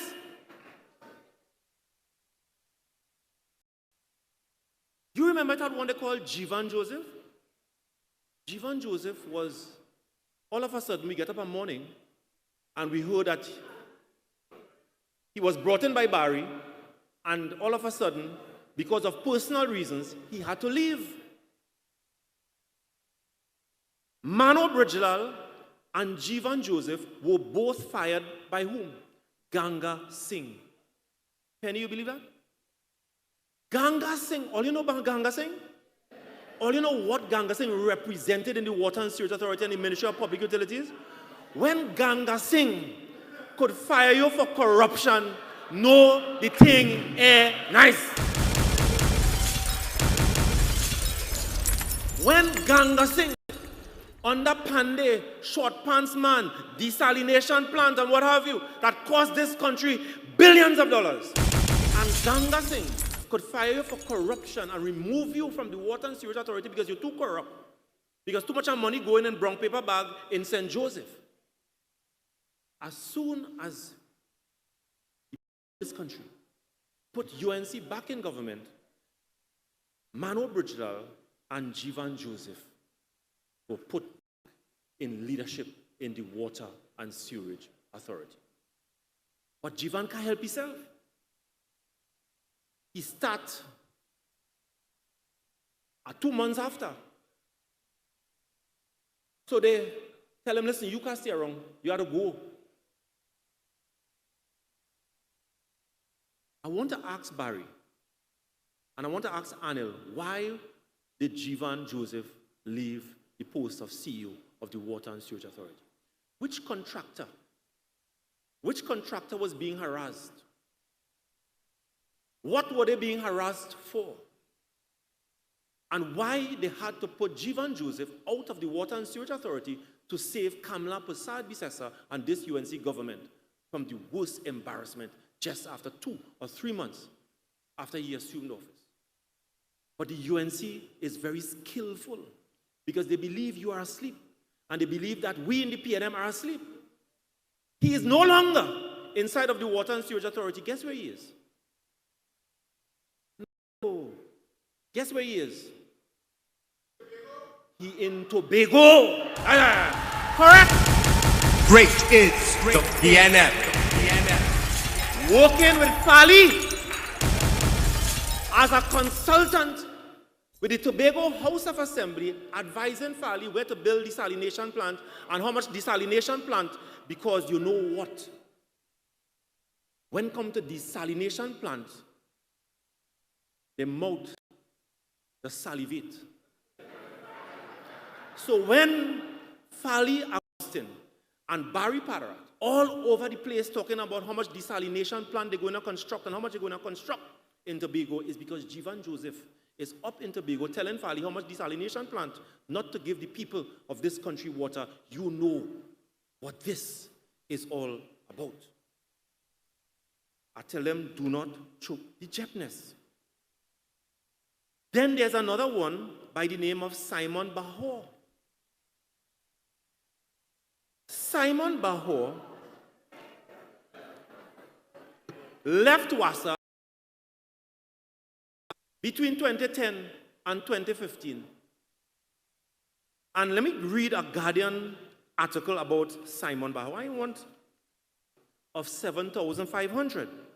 However, on the basis of the recommendation for promotion, Bahor has now moved to a range 68, pushing his salary to $25,000, with perks inclusive of vehicle, traveling, telephone allowance, and commuted overtime. Information obtained by Trinidad and Tobago Guardian revealed that Bahor obtained his degree from a Canterbury University in the UK. Online checks reveal that the university is described as a diploma mill. False paper. False paper. They had to fire Simon Bahor from the Water and Sewage Authority. And last year, you put these criminals back into office, and guess what? They bring back Simon Bahor back in the Water and Sewage Authority, a department getting $35,000 a month.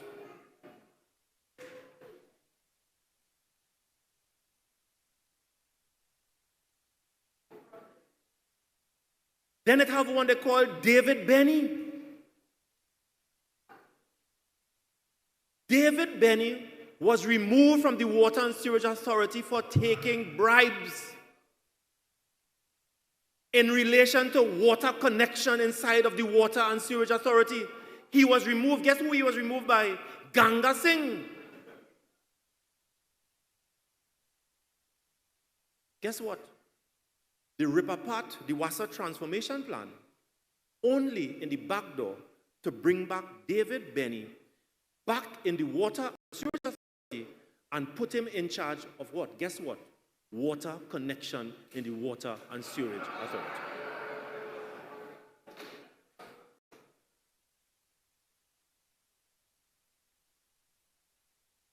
And then it have a beautiful lady by the name of Alana Mahaber. That is the one Roberts jittery.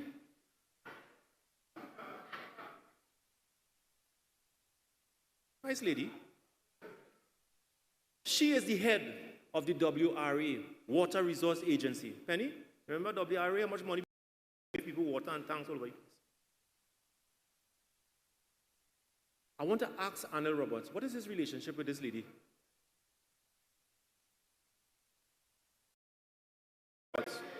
When she came to the Water and Sewage Authority, what were you doing inside of the WRA with this employee?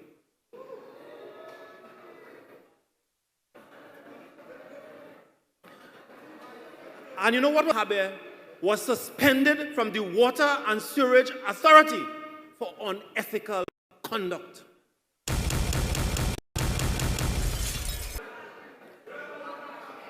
They want me to tell all of that? But they interfere with the JEPness, and this JEP ain't going to bite nice. Great is the PNM. But I want to save one for last. Hold on, don't put the picture yet. I was told that in the procurement department, there's one retired brought back by the name of Kendall Spencer. Who is Felicia Thomas? The president of the Public Services Association of Trinidad and Tobago. That is what is taking place in the Water and Sewerage Authority. And when Anil Roberts and they want to come and stink up my name, I'm ready for all of you.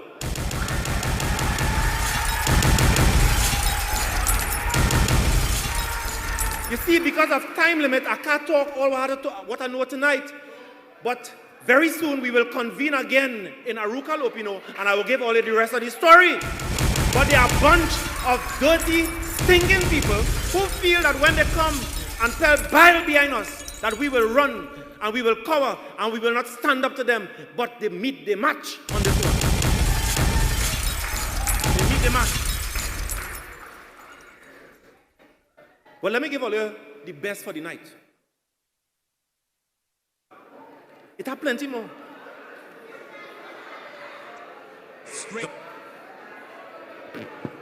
All you remember Zambo?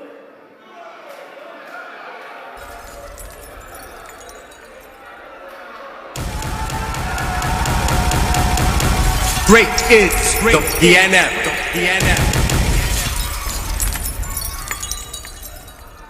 Leader, Zambo.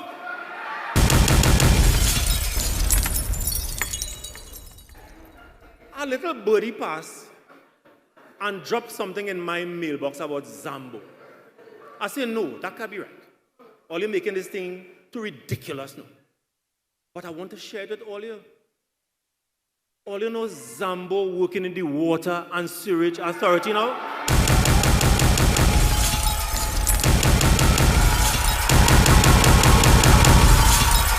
Great is the PNM. Great is the PNM. Great is the PNM. Bring doubles and coffee. Great is the PNM. How are you going up there? Great is the PNM. DJ Christian.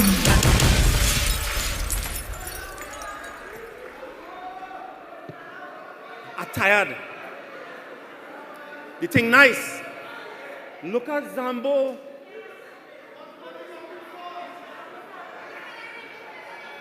How Zambo get a TD4 form in Wassa?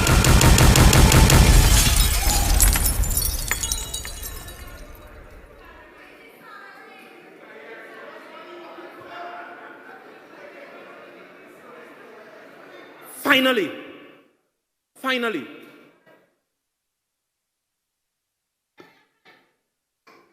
I want to tell the Commissioner of Police, be careful. Do not allow your office to be prostituted by political decibels. Great is the PNM. You all recall a couple months ago, there was a big event at the Police Training College where the government boasted of purchasing 51 brand new vehicles for the Trinidad and Tobago Police Service. All you remember that? I'm not going mad, right? Thing looking nice. Brand new vehicles. Roger Alexander boasting and telling the police, take care of the vehicles and what have you. Commissioner telling people, take care of the vehicles and what have you.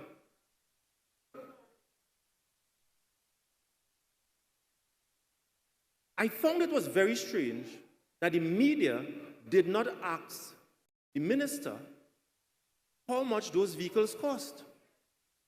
Because Nian and Penny and them could tell you that if we open a standpipe, if we turn on a booster station, they want to know how much it costs.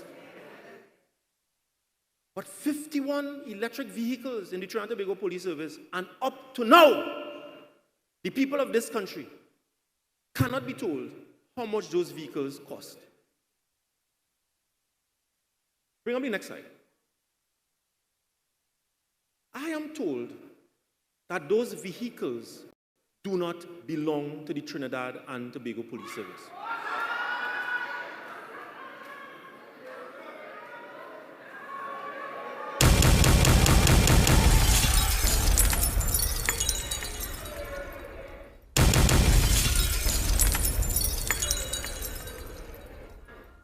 There's a company by the name of Ionix Industries Limited. Watch.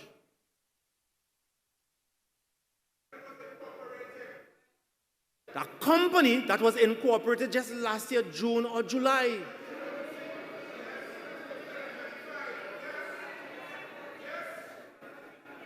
Big celebration in the barracks.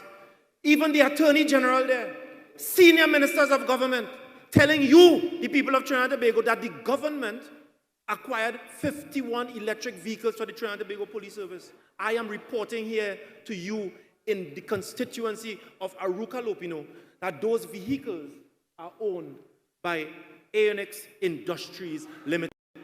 And what in fact happened is that they entered into a multi-million-dollar lease to rent those vehicles to the Trinidad and Tobago Police Service.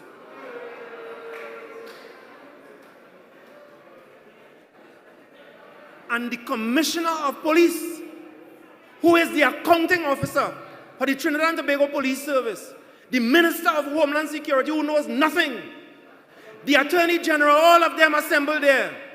And up to now, they didn't have the decency and the truthfulness in their belly and their stomach to report to you, the people of Trinidad and Tobago, that those vehicles do not belong to the Trinidad and Tobago Police Service, that they belong to this company, Ionix Industries Limited. And they leased those vehicles to the tune of millions of dollars without procurement to this company that has a direct link, guess what, to none other than Ramit.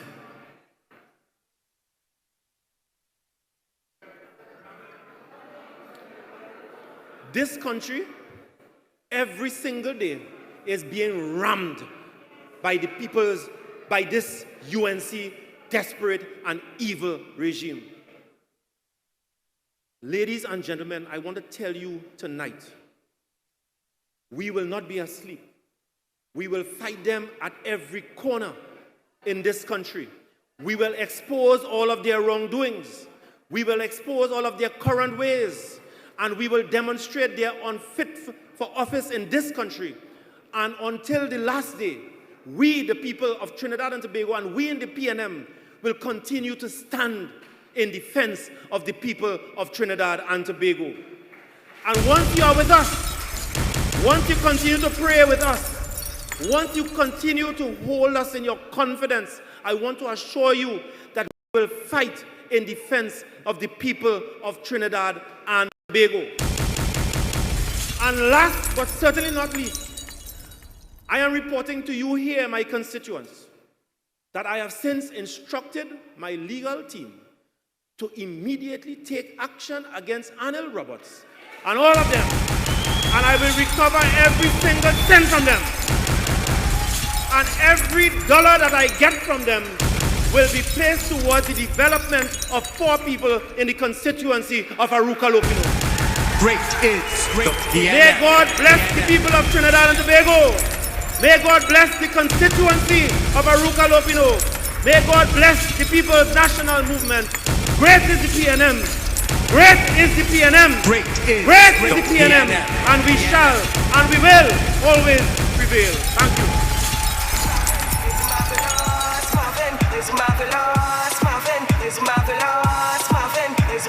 Arouca Lopinot, let's make some noise for the chairman of the People's National Movement, the Member of Parliament for Arouca Lopinot, Honorable Marvin Gonzalez. Ladies and gentlemen, you heard and felt the fire from this podium and this lectern here this evening. And I think because of that, we have no other choice but to bring some entertainment here this evening. So assist me in welcoming Miss Esther Harris as she brings a lusty song for us this evening. Let's welcome Miss Harris. Great is the PNM. Great is the PNM. Good evening, everyone. So we put God in everything, amen? Amen.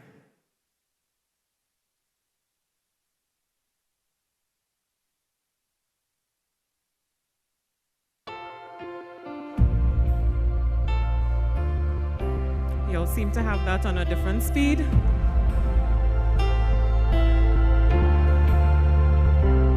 Let's get it again.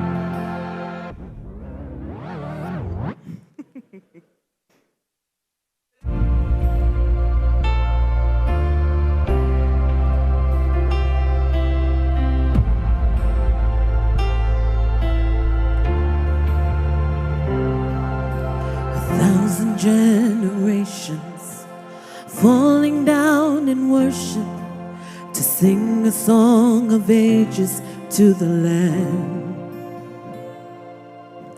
And all who've gone before us and all who will believe will sing a song of ages to the Lamb. 'Cause your name is the highest, your name is the greatest, your name stands above them all. All thrones and dominions, all powers and divisions, your name stands above them all. And the angels cry, they cry. All creation cry. You are lifted high, holy,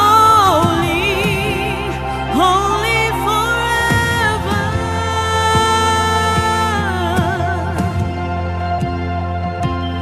If you've been forgiven and if you've been redeemed, sing the song of ages to the Lamb. And if you walk in freedom, and if you bear His name, sing the song of ages to the Lamb. We'll sing the song forever and amen. And the angels cry, they cry. All creation cry. You are lifted high, holy, holy forever. Hear your people sing to the King of Kings. You will always be holy, holy forever. Help me say it. Your name is the highest. Yeah. Your name stands above them all. All thrones and dominions, all powers and positions, your name stands above them all. Jesus, your name is the highest. Your name stands above them all, above all thrones and dominions, all powers and positions. Your name stands above them all. And the angels cry, they cry, oh, yeah, all creation cry. You are lifted high, holy, holy forever. Hear your people sing, we sing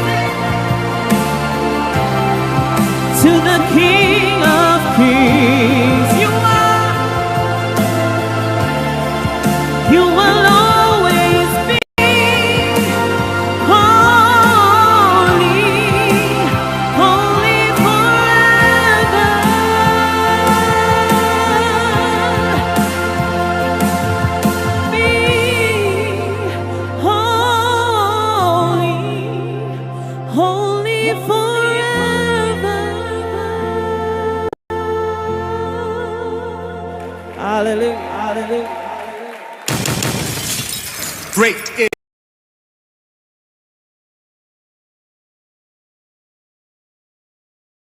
Blessed people, you put your hands together one more time for Esther Harris. It is just a reminder, that song just reminds me of a psalm we used to say, though they stumble, they will never fall. For the Lord upholds them by the hand, and though the PNM may stumble sometimes, we will never fall. We will never fall as a party. And now, ladies and gentlemen, it is my distinct honor to introduce a woman whose name stands firmly in the history of Trinidad and Tobago. From her early years in Parliament to her service as government minister, holding a plethora of portfolios, a diplomat, a member of Parliament for Arouca, and now leader of the opposition. She has continued to demonstrate courage and a deep commitment to the people of this nation. In her own words, true leadership is not necessarily loud, aggressive, or degrading. It is steady, thoughtful, and courageous. Our democracy flourishes not through divisiveness, but through robust debates, shared purpose, and mutual respect. These are words of a leader, ladies and gentlemen, who continues to stand with conviction, speak with purpose, and defend the interests of the people of Trinidad and Tobago.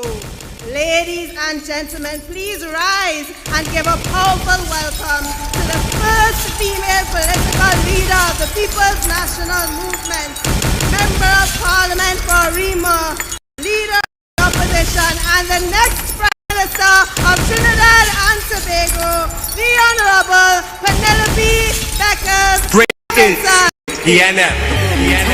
Worried and I feel the pain. My faith's been tested time and time again. Oh, my spirit is determined to overcome life trials. Great is the NM. I kneel before you with a prayer song. Lord, I come to pray for the strength and the faith that's required. Amen. I pray for my people to not the fire. Amen. I send in for those who suffering in silence. Amen. Great is the NM. Wisdom cures, clarity and guidance. Amen. I pray for the young, for the old, cover their minds, so don't let them lose control. Though we stand in Great no is the NM. Thank God for the life that He gave me. To all you who don't and are losing, time to congregate, no time to separate. I'm pulling on the prayer warriors in our country. Come for trick back, need we, cause I say, need a today, need a Great is the NM.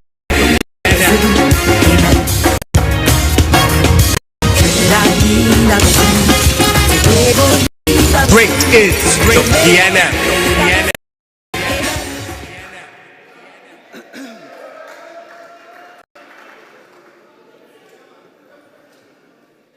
You know, after Marvin finished, I was tempted to come up here and just say, I beg to move.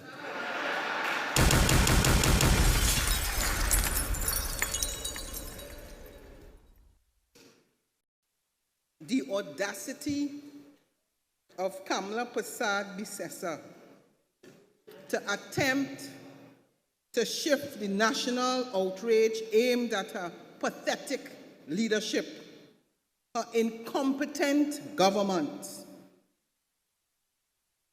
and her bungling commissioner is unsurprising as it is disgusting.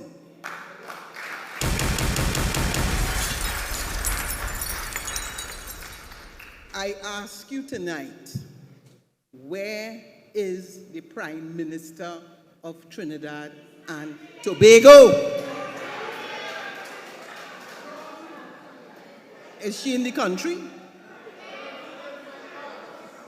Continuing to govern Trinidad and Tobago by WhatsApp, Facebook, TikTok, Instagram. I ain't know the part about the goose. Tell her that instead of having your handlers spreading lies and assassinating people's character, and attempting to confuse the population, manipulating statistics, interfering with the natural course of justice, and turning our country into an autocratic and police state. Instead of all of those sins, Kamala Prasad-Bissessar, try and focus on governing the country.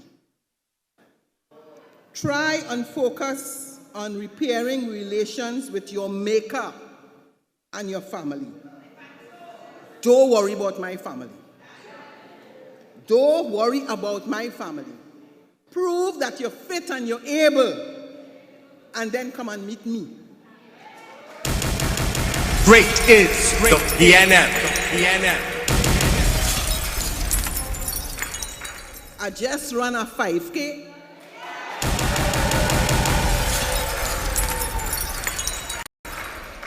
PNM had a little sports and family day, and they're getting jittery. They're panicking.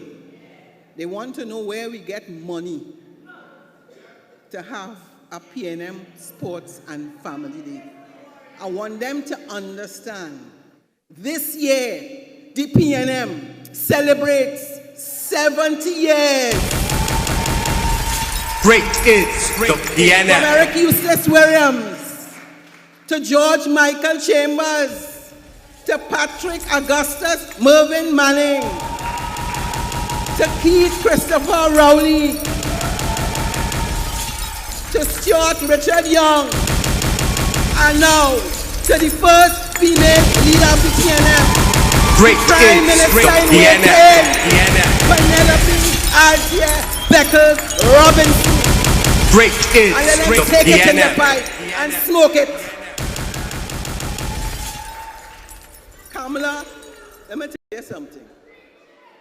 Wherever you are, stay there. If you're afraid to come out, you stay there. But leave me alone. Leave the PNM alone. Because I want to tell you something. When you see the Red Army ready, it will have nobody to beat us. So what you see in Nelson Mandela Park recently, that is the smoke, the fire coming. Great is the PNM. So let me acknowledge the chairman of the People's National Movement, the Honorable Marvin Gonzalez, your MP for Arouca Lopinot. Great is the PNM. And of course, sharing the stage with me tonight, the Member of Parliament for Malabar Mausika, the Honorable Dominic Romain, Senator Larry Lala, the chairman of the Punapuna Piako Regional Corporation, Josiah Austin. And let me let them know about PNM Power. I see the mayor of Point 14, come all the way from Point 14 and his councillors. Come big them up. I see the honorable member, Christian Birchwood, Labantalis Mova. My deputy political leaders, Jennifer Baptiste Primus, Sanjay Voodoo. And I'm seeing my colleagues, Senator Faris Alwari. And I could go on. I see the whole council from Arima. Great is the PNM. Let me ask you, Arima Posse. Great is the PNM. Local government practitioners, the chairman of the Youth League, and young people today, good night. Let them know that the People's National Movement is alive and well. Great. And as Marvin said, try not to trouble the PNM jetness, all right? So I have a few things I want to say tonight, but I want to start by acknowledging the work of the Member of Parliament for this constituency, the Honorable Marvin Gonzalez, who has been your MP now for 6 years and counting. And I want to tell the UNC and Barry Pallarat, you could do all you want. The work he has done for the people of Trinidad and Tobago in the water sector and the utility sector is second to none. You listen to Dominic Romaine tonight, and I can ask anybody here, what is the water situation in Lopinot Bonnet? What is the situation in Arima, in Malabar, in water? All again, water? The other day, talking about performance. Every day on the newspaper, communities are complaining. No water. Every day, we are seeing a new release for WhatsApp about no water. They're giving you some indication as to when you're going to get water, and when you check it, you ain't getting it. Some communities have water for a month, 2 months, and you're not hearing nothing. But they want to tell you about performance. But just don't worry about that. I have a lot of time to deal with these people, and I'm going to deal with them tonight. But let me start first of all about the whole issue of freedom. And today, the people of Trinidad and Tobago witness one of the most disgraceful and alarming briefings. And the briefing had to do a sweeping legal notice creating no protest zones. And I know Senator Lala spoke a little bit about it, but I want to talk a little more about it. So this morning, before this legal notice was even properly accessible, I had a little peep of it. But I want you to go back to yesterday, I believe it was, when the Prime Minister was referring to a schedule of prohibited protest areas before the document even became public. So I asked myself, what document was she referring to? And if it is the Prime Minister could come out and talk about these areas that you're not supposed to protest before the document is issued. So in other words, she talked about it yesterday. Yesterday was the protest, and you all see what happened. And today, the police is now having a press conference to explain about it. You find that kind of strange? So who really guarding the guards? Who is guarding the guards? Now, we were told that there is this state of emergency to fight crime. We supported it originally, and then they came back again, and we say we're not supporting it. Do you believe that this government is coming again to extend the state of emergency? You know, they really feel the people of Trinidad and Tobago dotish, because they are creating an environment where they want to justify another state of emergency. So we know very well that the state of emergency is due to expire in the next 2 weeks or so. And we also know that since this government has come into office, we have no independence parade. Because they're really proud about Trinidad and Tobago being independent. But you will note that there are certain activities that they are very proud of. Wait and see. So here it is that following this briefing, there is this legal notice that came out. And I don't know if they have a copy of it that you can put it up, because it's important. If you all have a copy of it, put it up so people will know. This legal notice, where they want to frighten you. Now, you know what is interesting? In Trinidad and Tobago, we have grown accustomed that when you are You criticize certain things. There are certain pieces of legislation that you don't like. It has become customary for people to do the little marching by the Red House. As a matter of fact, many of the trade unions, as you know, have gone to where the Prime Minister lives in, diplomatic center. Budget time come. This recent budget that they had there, that they say is the best budget in the world, the fake budget, people are accustomed doing a protest. But hear what this government is doing. Imagine this. Here are the areas you cannot protest. The parliament. The parliament. The normal thing where you could walk, you can't go by the parliament. The office of the president. And you all know that this is nothing unusual. You all remember Section 34? You remember the thousands of people protesting? The office of the Prime Minister. But you know what I find interesting? If you go there to protest now, it have any Prime Minister there?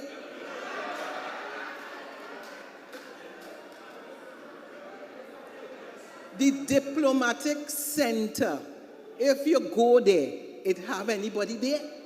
That is not the same center where they say it has no electricity, it has no this, Rowley leave this, he leave alcohol, all kind of thing. You know they say you can't go there? The office of the Attorney General, the Ministry of Finance, where people are accustomed protesting, the Ministry of Defense, the Ministry of Homeland Security. All they know who those ministers are? Who really going there to protest? Who going there to protest? To see people blowing Marvin in plastic bag? Are we going to protest?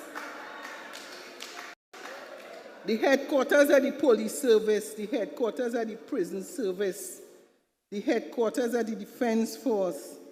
All you careful. Piaco International Airport. Tobago people, A.N.R. Robinson International Airport, and the Port Authority. I wonder what the trade union movement have to say about this. You know, I wonder what they have to say about this. I wonder who they consult. This is such a shame.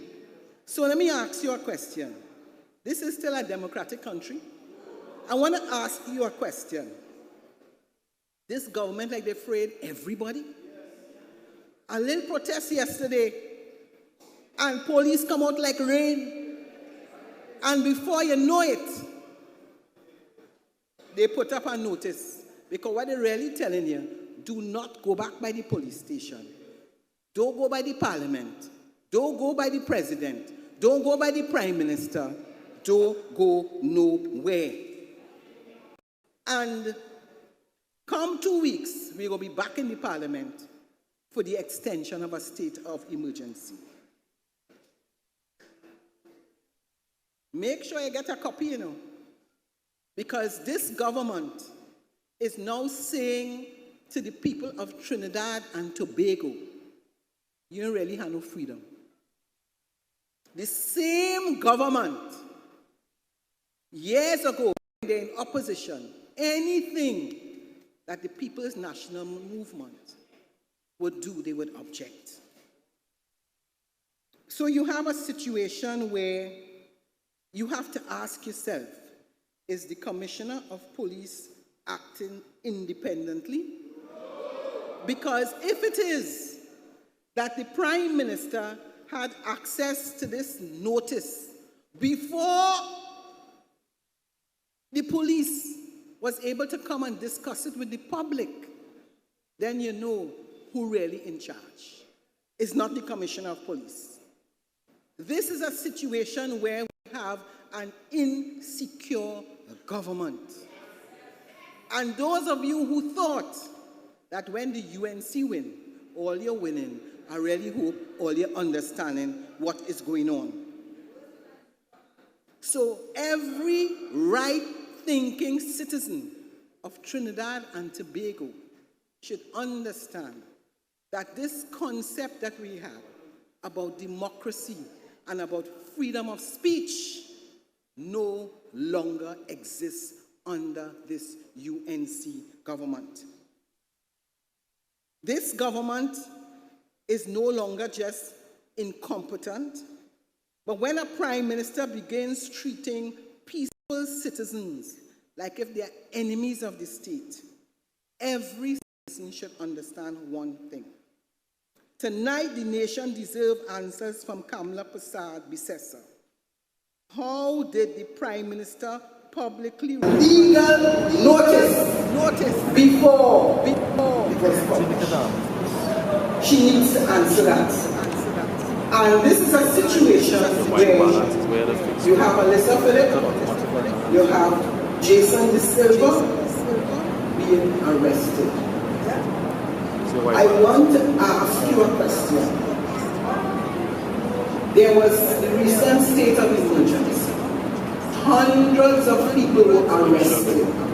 How many of them were charged and convicted? Yes? Let me ask you a question again. There was a recent state of emergency. Hundreds of Trinidadians were arrested. How many of them were charged and convicted? Isaac. And the reason why it is important is because this UNC government cannot govern without a state of emergency. Because they have no crime. And our memories too often, our memories are too short. Let us go back to 2010, 2015. They did the same thing. As soon as they got into office, there was a state of emergency. They arrested as much as 10,000 persons. And of those persons, less than 4% were charged. And less than 1% of that 4% were convicted. What happened? Your taxpayers' money resulted in persons receiving millions of dollars. I want to say to you that this government is drunk with arrogance. I don't have to tell you their preferred drink. I could tell you mine is water.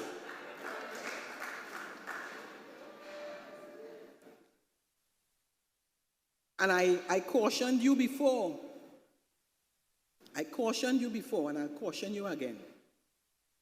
You know, I meet a lot of you when I go to the market, and I go to the grocery, and everybody is so fed up with this government. They are so fed up. And they panicked. There was a time when they would encourage you to demonstrate and to speak your mind freely. All those days are done under this government. Because whenever you speak the truth, they are unhappy. And they want you to be silent. Remember when they started telling you about your phone, your WhatsApp messages. Remember the persons, the social media persons, when they started threatening you.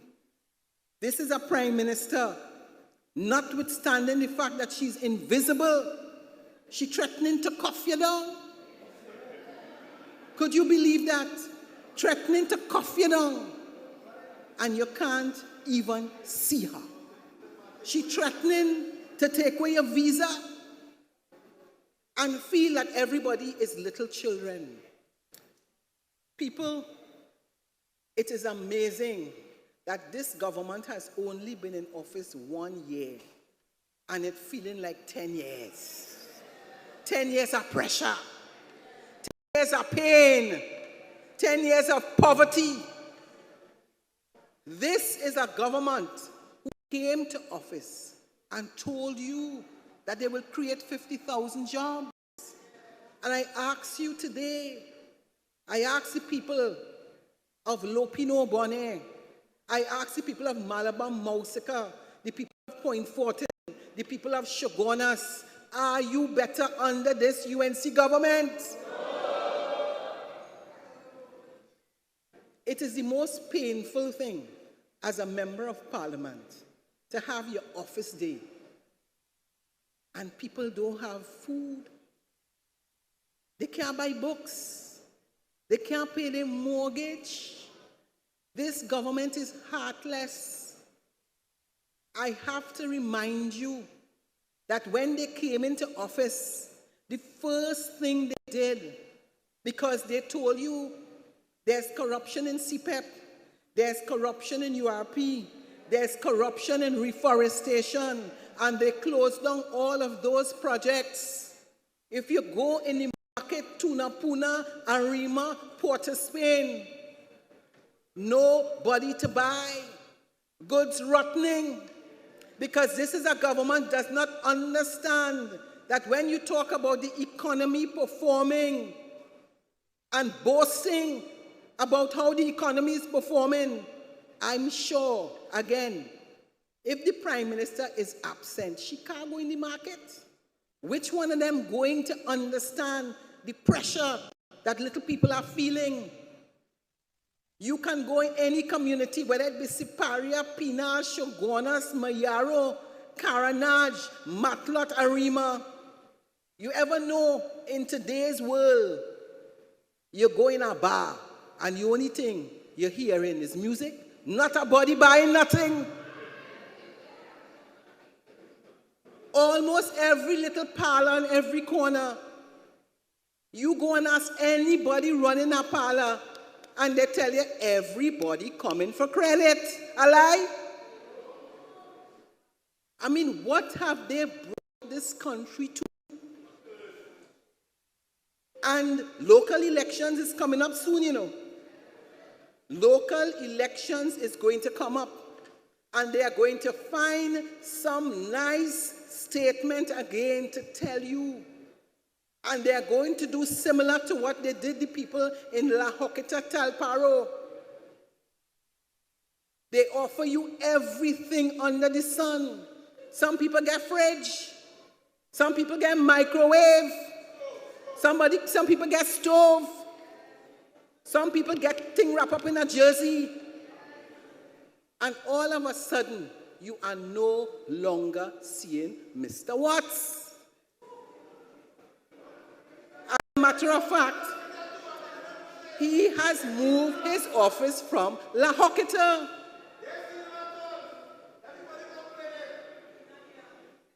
So people, I am taking a little time to warn you and caution you that this government is going to come back to you, promising you everything under the sun. And you have to remember that they are heartless, that they are wicked, that they are vindictive, and they have perfected the art of lying.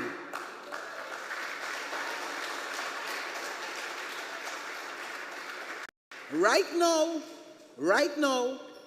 they are trying to come up with a slogan to play with your mind. And you have to decide if you want them to play with your mind. So let me just tell you this. I am making it abundantly clear because I am seeing the suffering of the people of Trinidad and Tobago. So when they come and they offer you ham, lamb, jam, all of that for a vote, you have the responsibility to decide if you will get catch again. Because it has some of all you they pay to stay home, and it has some of all you they pay to vote for them. And in both cases, those who stay home and those who vote get nothing.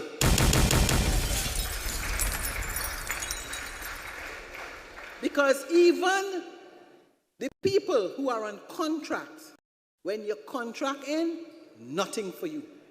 And there are many of you here sitting, both husband and wives, who had contracts and now you cannot pay your mortgage. And that is UNC for you. So I just want to warn you that you have a responsibility not just to get upset, not just to be angry, but to prepare for the day when you will have an opportunity to vote out this UNC government. Great is the PNM.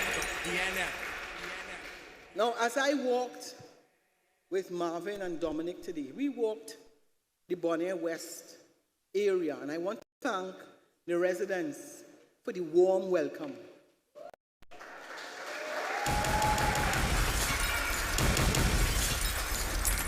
And what did you say to us? You said to us your concerns, home invasion, and you are seeing strange people in the area, and you have decided to have your own WhatsApp chat and to form your groups in order to protect yourselves. I know of 2 instances where cars were stolen, one a police officer and another member of the community. So crime continues to be real. But they would have you believe that crime has dropped so substantially that they are saying crime is under control. You believe under this UNC government that crime is under control? I want to give you some examples. From the period January 1st, 2026 to May 25th, 2026. The leader of the opposition's office obtained this information. Port of Spain, 2025, 13, 2026, 17, an increase of 31%. Southern, 25, 21, 26, 16. It went down by 24%. In the Western Division, 15, 25, 17, up by 13%.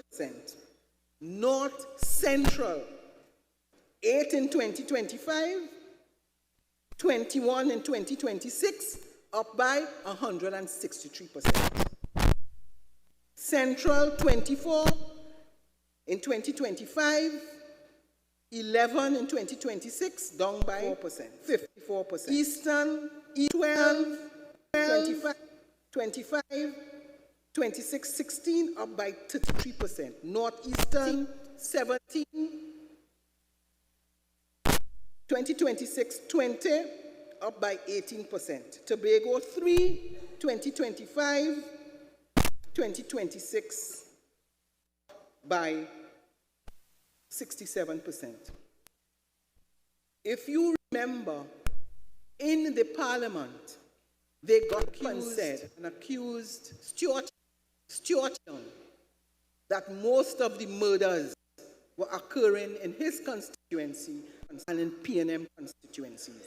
Crime is impacting every single area of Trinidad and Tobago. And what we need is a proper crime plan, proper governance, and this government speaking the truth to the people of Trinidad and Tobago. But what is the reality? The reality is that nobody is winning. The vendors have lost customers, the taxi drivers have lost passengers.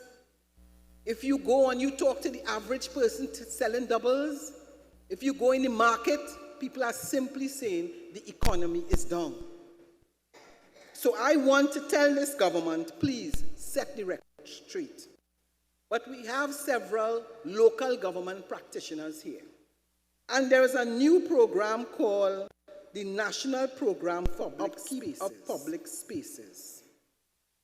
NPOPs. NPOPs. And what does that mean? And what does that mean? No pay, no pay promises, and suffering. That is what that means. NPOPs. No pay, unkept promises, and suffering. And this is what this government has brought to replace CPEP and URP. But you live in all different parts of Trinidad and Tobago. And we know that the CPEP program was one of the best initiatives of the People's National Movement. Great is the PNM. And they could say what they want, because all of you understood that CPEP and URP didn't just ensure that you had a clean environment, but in many communities they were around. So they also gave you a sense of safety and security. And it matters not what part of Trinidad you go, whether it is Guaya, whether it is Shogunas, whether it is Cedras, whether it is Carinage, whether it is Matlot, Arima, the whole of the East-West corridor. When the Prime Minister spoke about Trinidad and Tobago being a lawless dump, she knew exactly why. As a Prime Minister, imagine you are leading a country and you are boasting that it is a lawless dump. But if you send home thousands of CPEP workers, thousands of reforestation workers, thousands of URP workers, you do not renew the contract of thousands of people to the point where it is almost 50,000 persons that have been sent home by this government. What do you expect? They simply had no plan. They came like a thief in the night, and they removed all of these persons. Why? For one reason. These were persons employed during the reign of the People's National Movement, and they decided that all they wanted to do is to remove these people. And I want you to know that this government is heartless. Let us don't forget that they told you about these thousands of jobs that they were going to create. It is important for us in the PNM to remind you that there was that session in Central, and they told you about 100,000 people came there. I want to ask all of you here, do you know of anybody who this government has really employed? Except these persons for this 3-month period? And the pain and the pressure that you are getting to receive your salary? It is important for us to remind you that even during COVID, when times were rough and we were not generating the kind of money, everybody got paid on time.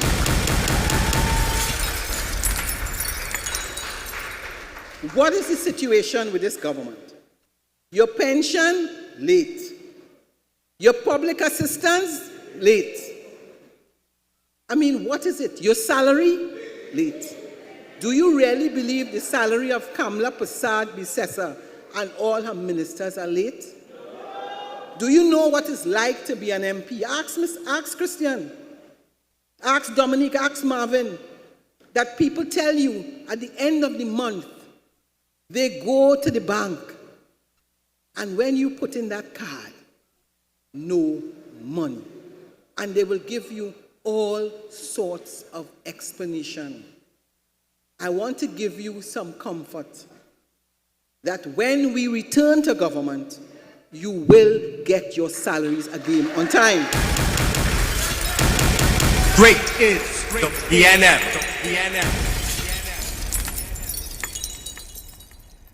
There is nothing more painful for a mother, a father, or any member of any family, or any person who has worked hard not to get your salary on time. I want to spend a little time talking to the young people of Trinidad and Tobago. And some of you believe there is no hope.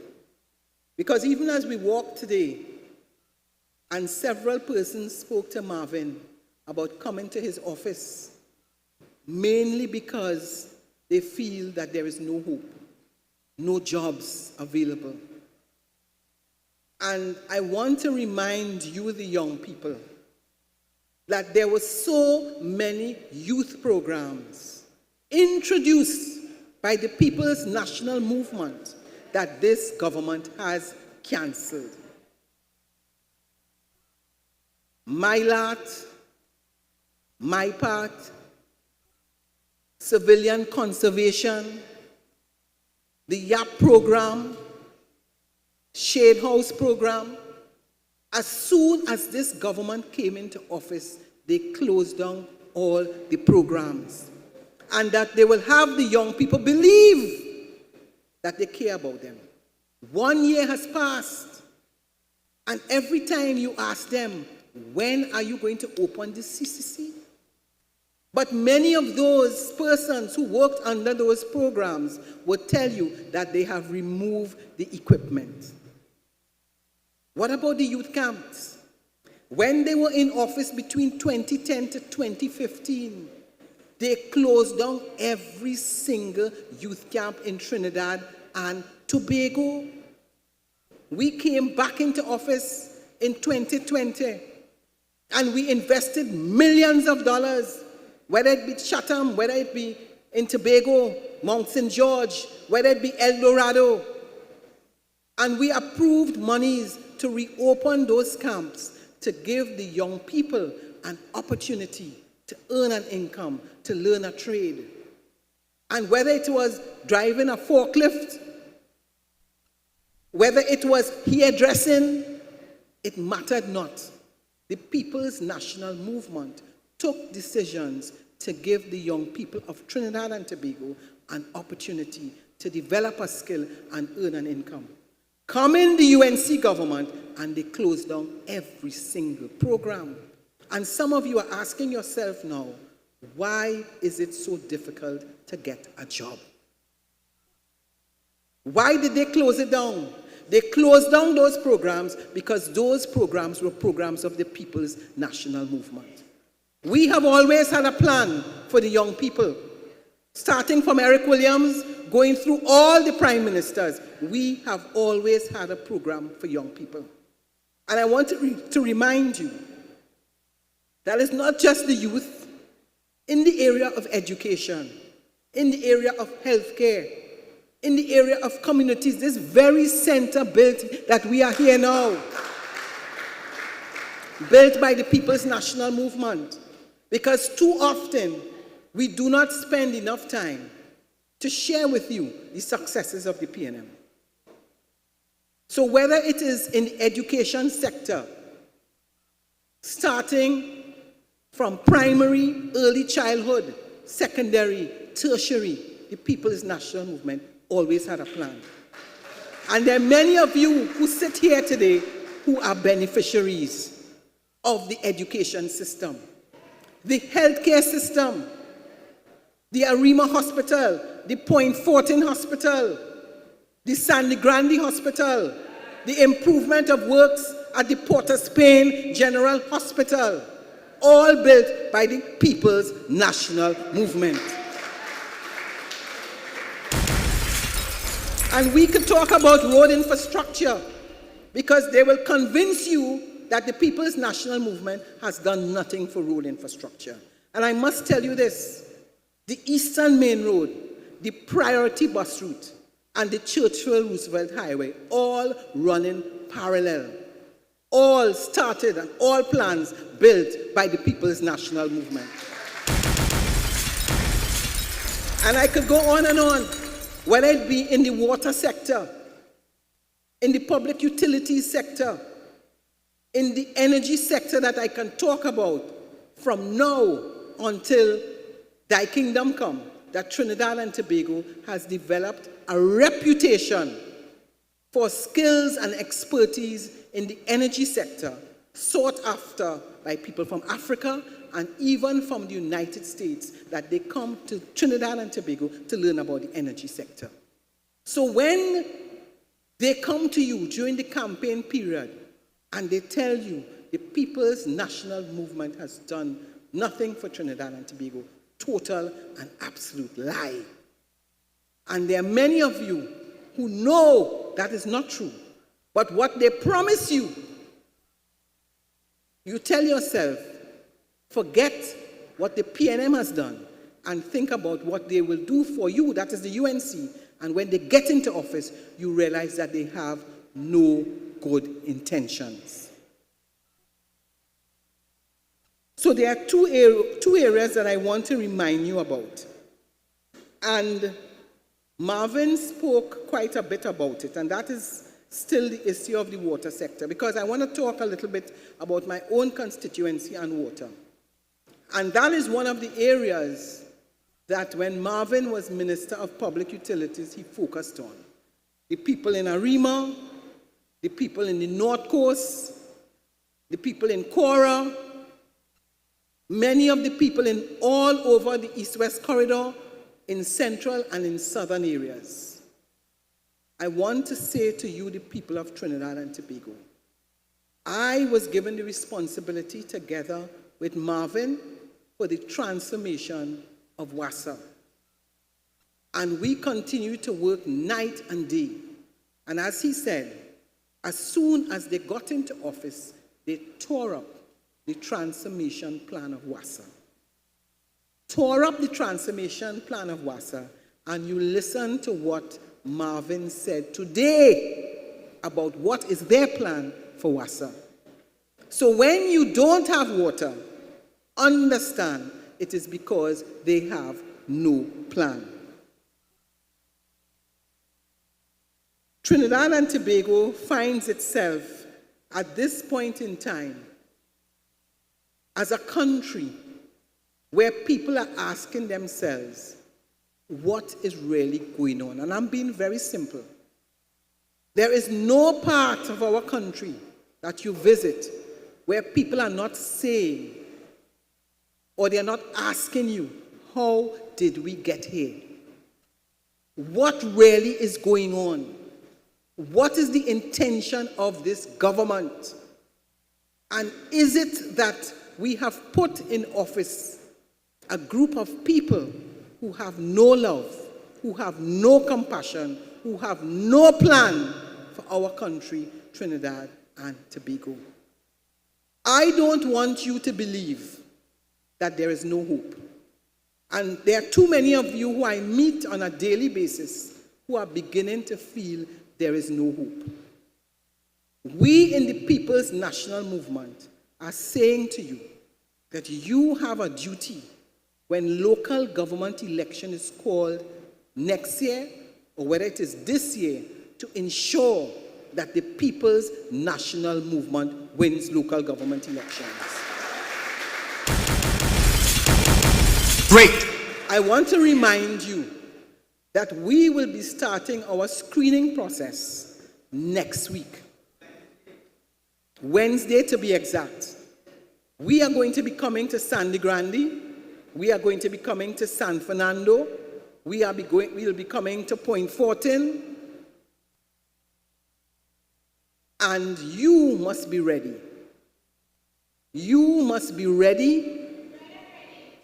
Yes, you must be ready and ready. You must have your candidates, and you must put us in the best position to win. There are many local government councillors here tonight. And I don't have the time to go into the data. But all the corporations have gotten less funds, all of them. And whether it be the mayor of Point Fortin, whether it be Josiah, whether it be Arima, they would tell you that there's a challenge for garbage collection, there's a challenge for grass cutting, there's a challenge for employing persons, because they have reduced the allocation of every single PNM corporation. But when you look at the data as it relates to the UNC corporations, they have increased their allocations. So you will be, some of you are very hard on some of the mayors. Diego Martin, same thing. Tunapuna, same thing. Point Fortin, same thing. As a matter of Sawa, same thing. As a matter of fact, you would have followed that recently when there was the Point Fortin borough celebrations. And we filed the question in the parliament about what allocations they were giving to Point Fortin? None. So when local government elections comes up, I want you to remember, because they are going to come again and tell you what they are going to promise all of these corporations. They gave us nothing. Please do not believe them, because we are going to have meetings specifically to deal with local government issues. Our position was very clear. We were doing local government reform. So I urge the people of Trinidad and Tobago, please do not allow this government to mislead you. I want to ask you now a few questions. Are you fed up with the hardship that is being caused by this government? Are you fed up with the corruption of this government? Are you fed up with the victimization? Are you fed up with the lies? Are you fed up with the divisiveness? And are you fed up with a government who does not believe in democracy? Are you fed up with Kamla Prasad Bisesa?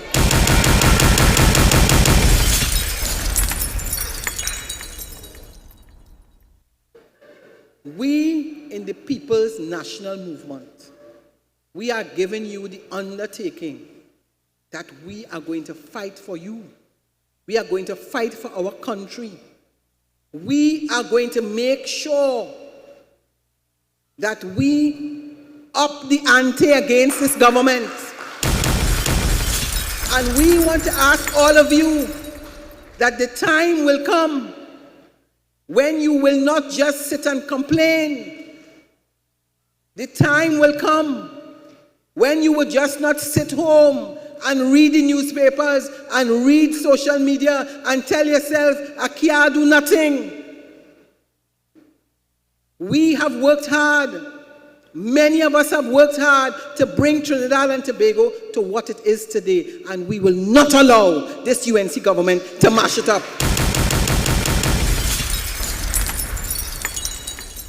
Too many of you have suffered over the years. And today, I'm not going to go in too much into Nelson Island.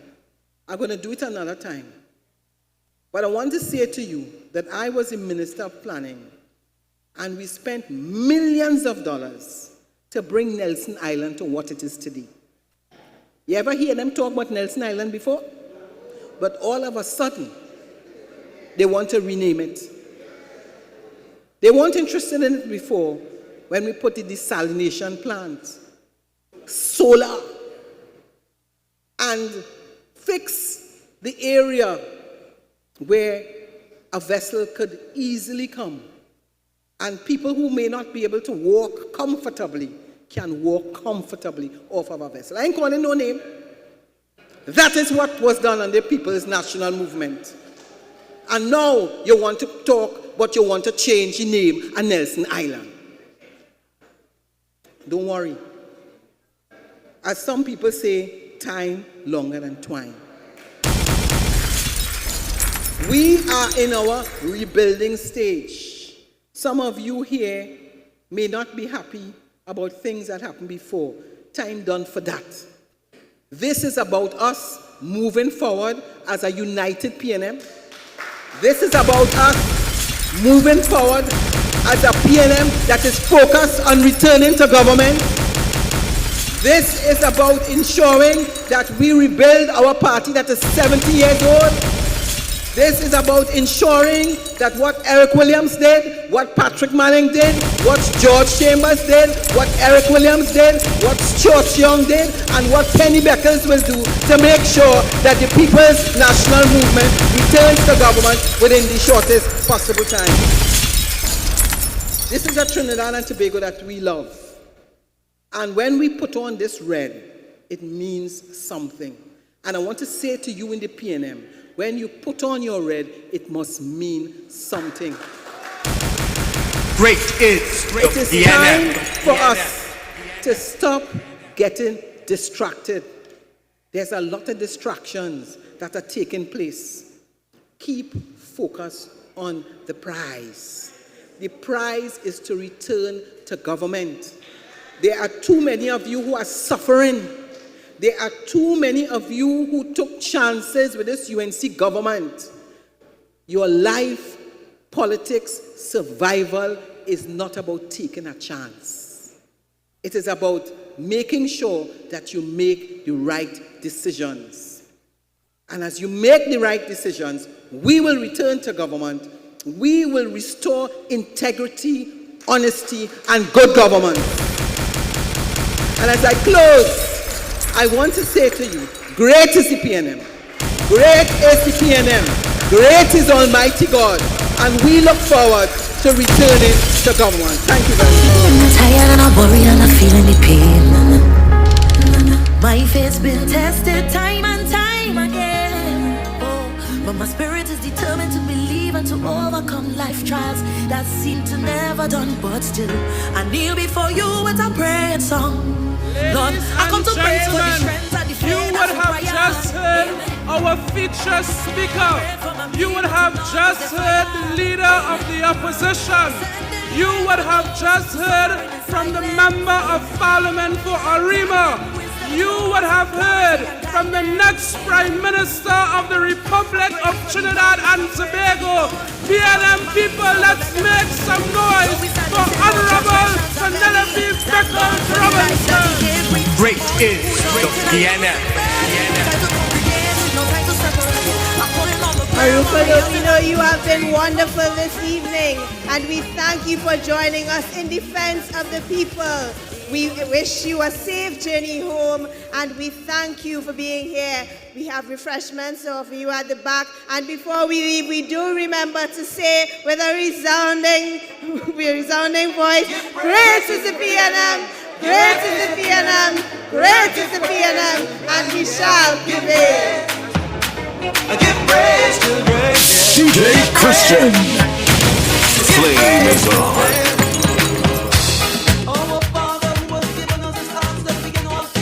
Great is the PNM.